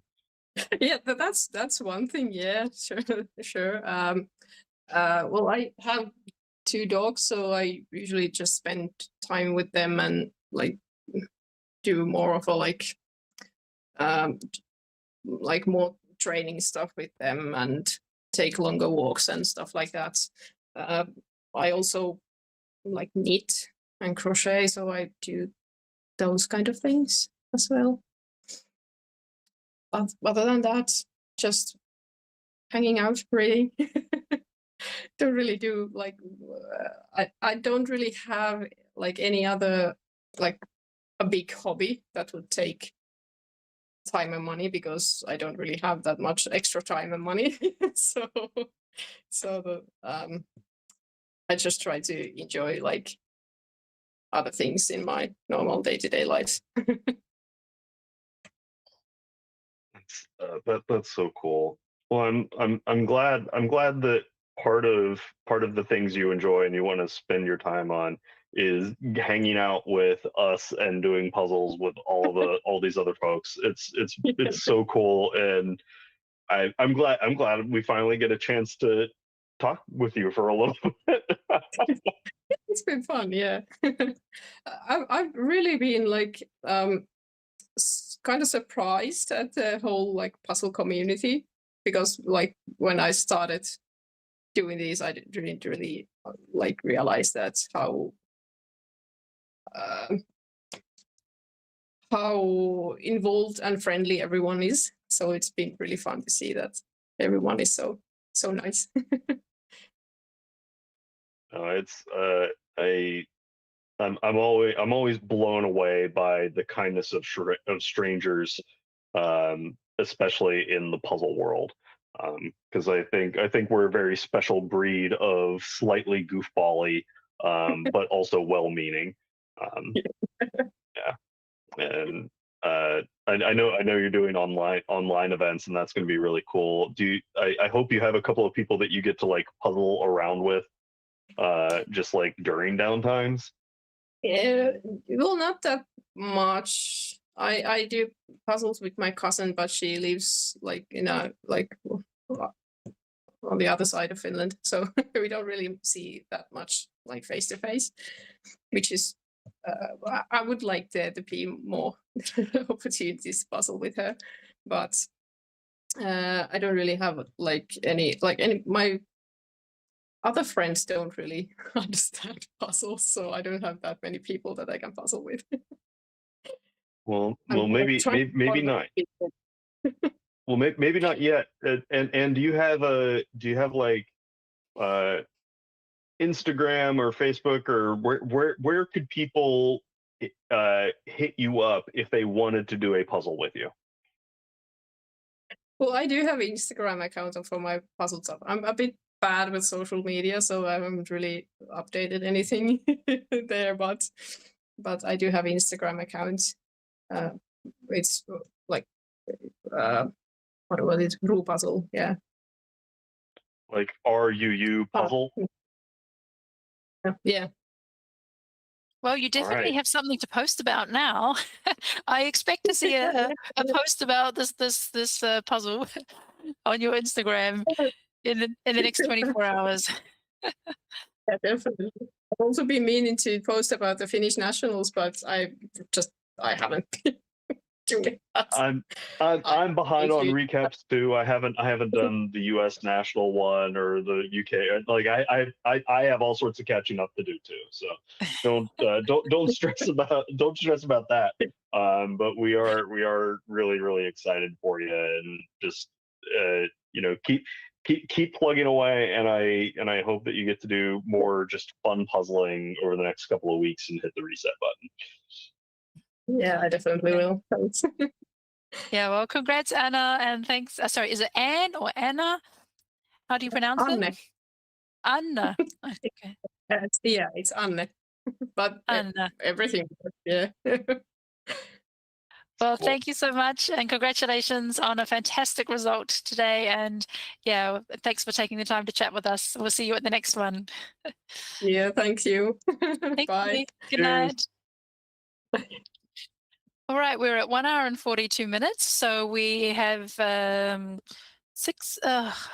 maths. What am I looking at?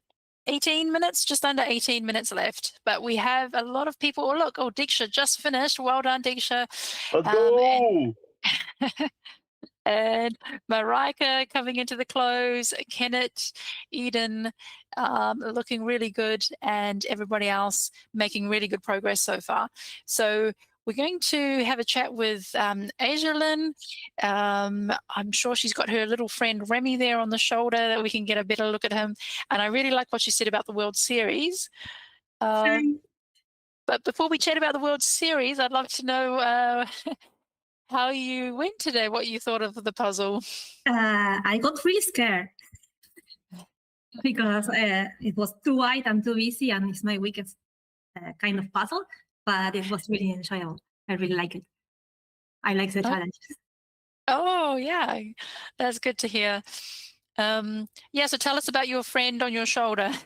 I don't know how much, what to say about him. He's Remy, and he's always on my shoulder watching. And why did you have a rat? Does it have any special significance to you? Not really. Start like a show with Frank, my husband. Why not putting him on my shoulder, and he's stuck there. Why not is often the best reason for a lot of fun things. And now he also has one on his shoulder that is anxiety from Inside Out. I identify with this human quite a bit. That's fantastic. Oh, that's so cool. Yeah, so you and Franco were in Munich for the World Series, and your parents happened to be traveling in Europe at the time, or how did that come about? Yes, it was their second time here in Europe. So they want to be with us, and we already have planned the trip. Say, what not? It's a fun way to stay together, and I don't know, I like it. It was really fun. they were really fun, happy to be there too. So it was nice. Yeah. And so you said that they've watched your online competitions, and even if they don't understand English, they love to check you out and see how you're going in there. And this was the first time that they could see you like live in person and feel the atmosphere and see the crowd. Yeah, they not today because it's 6 o'clock in the morning for them, but in general, yes, they are here and watching this, and they don't understand anything, but they are taking screenshots and saying, "Yay, you're there!" Oh, that's so cool that they're into it, and yeah, that they can, even though you're separated from, living away from family, that they're in Argentina and you're in Ireland, that you have that connection, that they know that every now and then they can tune in and catch a snapshot of what their daughter is up to. Yeah. And so, what did they think about the whole event? What were their comments about the experience of seeing all these fast puzzlers and so many puzzlers together?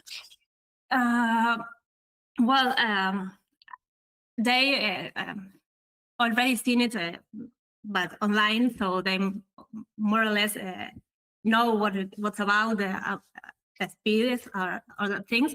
But I think what they really I don't have the words, but they were really amazed and surprised by all the community that it was watching there and cheering and all that lovely things that happen, not only in the puzzling thing. So did they hang out with you as well? Did you chat with some other Spanish speaking people, or what was the event like for you? For me, it's really hard. I'm really, really shy. My mother's also really shy too. So in general, it's really hard to talk with people. I met him many times during this time, and I never say hi because I'm really shy. But hi, now I can say hi. And my way to try to connect with people is I don't know, also saying hi. But in Munich, for example, there was a Kira from. She is from Ireland, but it's living in Switzerland, and she has 2 enormous, really big dogs. They're really lovely. So that's my way to, hi, can I pet your dog? It was lovely. Yeah, having that having something a little extra to focus on to take the edge off of the social awkwardness or uncertainty goes a long way. Yeah. I think that's why a lot of people end up liking puzzles and hanging around puzzle people, because you can do something together without necessarily having to do a lot of like, hey, let me get to know you. What is your favorite like pizza topping? Like kind of, you just be like, hey, let's do this puzzle together. What would you like to work on? Which is really pleasant. Yeah. Did you get to puzzle with other people at the event? Not really, because we're with my parents, and also Frank got food poisoning, so he was he couldn't participate the second day.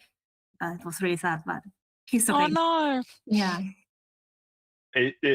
There wouldn't happen to have been any like small creature that might be shoulder mounted that might have tried to make their food that would have resulted in that?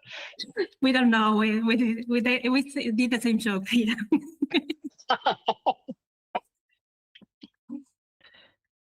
Yeah, we didn't know what happened. No, that's things happen, and just so you know, you never have to be super shy about saying hi to people, because like I thoroughly enjoy it, and I like getting to say hi back, and it's really lovely. Also, congratulations on doing such a fantastic job at the event, like top 240. That's crazy.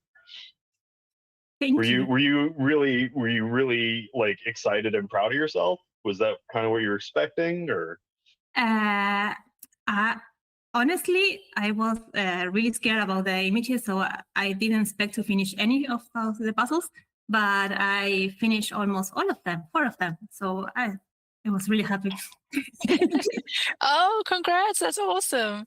Yeah, and I think having goals like that, because like it's so new and so different, people, you can't really, gauge on what they did before because there was no before. And so I think for many people, just finishing one puzzle, finishing two, or just something like that, rather than trying to gauge a time or trying to gauge a ranking, is a good way to have a personal goal regardless of how everybody else is doing. And it's really wonderful to hear that despite some really tricky images, that you finished 4 of them. That's fantastic. Yeah. And in a really tight deadline too. Like it's not the usual, like you get some breathing room. Like that was a breakneck pace. So really, congrats. That's that's wildly intimidating, and that you pushed through and got it. That's really wonderful. Thanks. Yeah, so for those who are not familiar with the World Series, there they had for most of the challenges 75 minutes. For this one, we have 2 hours, so that's a real crunch for a lot of people to finish in those tight deadlines. Did you have a favorite puzzle from the ones that you did in Munich? Definitely not the last one.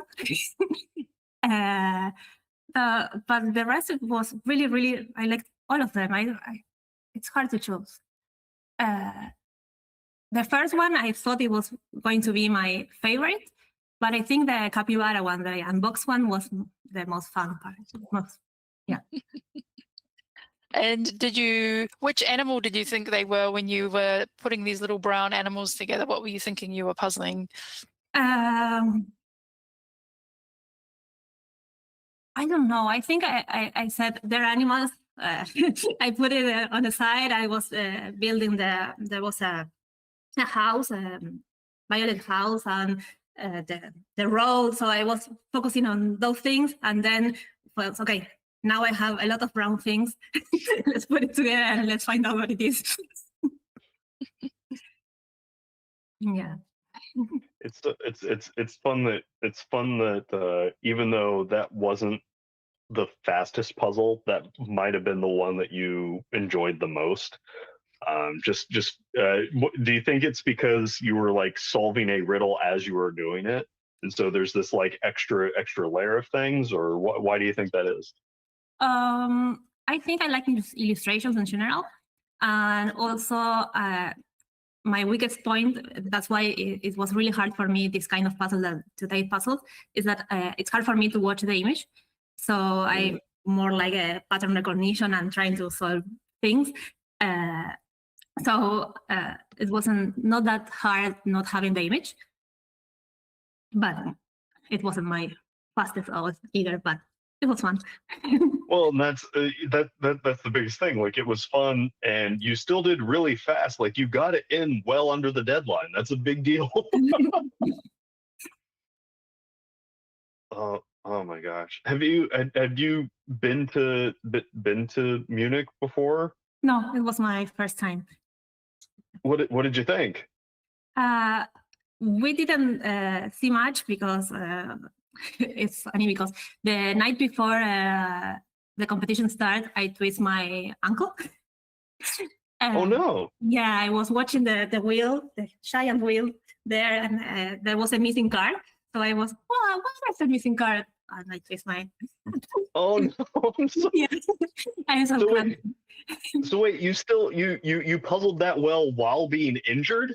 It wasn't that big a deal. I couldn't walk I think the first day, but it was fine after that. So I think the sentence "I couldn't walk that for a day" is pretty significant, my friend. I'm glad you're all right. I understand that, but that's still wacky. That Ferris wheel. I had a similar surprise about what that gap was. I was like, what's going on there? They will bungee tie you, or they'll like use chains, and so you can just like stand there in the open while it's going around without the casing. Oh wow! Yeah, which is really cool. I think it's it either is or until very recently was the world's largest free swinging Ferris wheel, which is part of why it's a little famous on that front. Yeah. Wow. Yeah, there's your fun facts for the day. Oh man, yeah, seeing things like that getting pulled in. That's really cool, and I'm glad your family could watch it. Are your family watching this one right now, knowing that you're in it? I don't think so because it's really early. It starts 4 a.m. for them, so I don't think so. Hey, that doesn't stop everybody. I know. uh, They can watch the replay. That's fine. The video stays on YouTube. They can always pull it up later. yeah. Do you have like we're gonna keep talking to you? Do you have any like special message you wanna say to your family while you're thinking about it? Oh, it's hard. I don't know that I love them. Okay, that works. Yeah. Also very sweet and true. Yeah, well, Oh, we're man. just about to close up. We're at about 1 hour and 56 minutes. So we will just check in with the rest of the participants for the last few minutes. But thank you so much, Aijalyn, for dropping by. And I love the idea that your parents came to Germany to watch you and Franco speed puzzle. And I'm really amazed that despite food poisoning and a twisted ankle, that both of you did your best at puzzling. You're still smiling. You're still back at puzzling. And it's just really great to have you as part of the community. Thank you for And also, congrats on today! Fabulous job. Thank you. Thank you. So For we'll be looking out for you and Remy in the next live streams. And yeah, keep them on your shoulder. And yeah, we'll see you next time. Thanks, Asian. Thank you. Bye. Bye. Bye. A fantastic time from a fantastic human. Yep. Sarah, we have you now. Your camera went off, but we've got you finished. Yep. So you're all right. Yeah. So let's just check in. We've got We have few people about still 2 puzzling. minutes and 45 seconds remaining. So for those of you who are able to hear the call in, now is the time to put the boosters on. We can see Maximilian is very close to being able to finish this out. I think has maybe about 35 pieces or so. Keep pushing, get in under that deadline. Alina's doing a great job. Lotta is in the last throes of this, has maybe about 1, 2, 3, 4, 5 pieces remaining, plus whatever might be standing in their hand. There's a couple more over on that side. Lotta's going to be able to pull this off. Just needs to keep those hands moving like little mosquitoes over top of the image, trying to sink in those last couple of ones in order to claim victory under the deadline on this tricky Jan van Hasten puzzle. We can see Keisha doing a great job as well, has maybe about 10 pieces remaining. This is going to be really tight as we come in on the last minute, minute and 45 seconds remaining. Keep pushing, everybody. We are rooting for you. Every piece counts. You've been working for this hard for this long. You might as well push just a little bit more to try to get those last ones in. Come on, Keisha, you can do it. 1, 2, 3, 4, 5, 6, 7. And this is where, if you're at that point of zero ambiguity, pick things up and just start moving it over very rapidly. Try to use your hands, rotate it in, use all of those hints that you've been learning about the puzzle up to this point to get just a couple more in at this stage. We can see Maximilian doing a great job. Keisha is down to the last 6 pieces or so. Iva's doing a great job getting a few more of those snow pieces in. Francis in the lower left-hand corner has most of those detailed chunks worked out, and it looks like, is that April? Yeah, April in the lower middle, using her hand like an impromptu tray to move just a little faster. Alina in the lower right has some gaps in the hilly snow side, but a lot of those other details for the sleds are pretty much worked out at this stage. But Alex is doing really great. It looks like Alex only has a handful of pieces left, just hoping to get them on the big screen. We're down to the last 25 seconds. Yes. So coming up soon. Oh, Kasha, come on, you can do it. Squeezing in just in the last minute. Well done. Come on, Alex. You can do it. Oh, a lot of got in under the deadline. There it is. Congratulations, 5, guys. 4, 3, 2, 1. Stop. That was 2 hours. Oh, so close, Alex. Congratulations, everybody. This Oh, is wow. this is not an easy puzzle at all, and to have made this kind of progress in that time is really, really impressive. I know, like, you all should be really, really proud of yourselves. This is so I know some of you, this might be your first interaction with the Jan van Hasteren, and yeah, I can see Alex's frustration. But even at that, that's within the margin of error. That can be the kind of thing Oh, where a few extra pieces face down during the flip might have gotten you. But yeah. this just means you're that close on a hard one. Imagine how much better it's going to be whenever you get on the next couple, and as you keep improving. Congratulations, everybody. Yeah, so sorry about that, Alex. Yeah, when we hit the 2 hours, you do need to stop. You only had a fair handful of pieces, but yeah, we'll go back and we'll check the video and we'll see how many pieces you had before that. So maybe you only had about 5 pieces left. So everyone, you can count up your leftover pieces. Easiest is if you put them in groups of 10 and then count them up and then add them to the timer website as well. And congrats to Kasha, who was the last one to scrape in there under the time limit. Thanks, Alex. Yeah, we'll check that. We'll fix it up for you. And congrats. Yeah, Alex, just put 5 pieces into your timer, and then I'll double check the video afterwards, and then at least we've got you counted. And yeah, so a very different type of puzzle tonight, this morning for everyone. Even if you didn't finish it, I hope you enjoyed the puzzle and enjoy finishing it at a later time. And yeah, now you get a feel of what the Dutch puzzle on a very regular basis, more often in 1,000 pieces, but still as busy or busier. Very typical Dutch puzzle. And thank you, Jim, for joining me today. Hey, thanks for having me. Every opportunity I get to hang out with you and all these other puzzlers is a good one. Yes. So we thank everyone for their participation today, and thanks everyone also who've been following along and cheering people on YouTube. There are I believe the Dutch Nationals and Spanish Nationals are still going on. So if you want to catch more action, you can check out the live streams of the Spanish and Dutch associations on their channels. And otherwise, we will have the next live stream on next Thursday. Yes, and that will be an unreleased puzzle. So looking forward to that.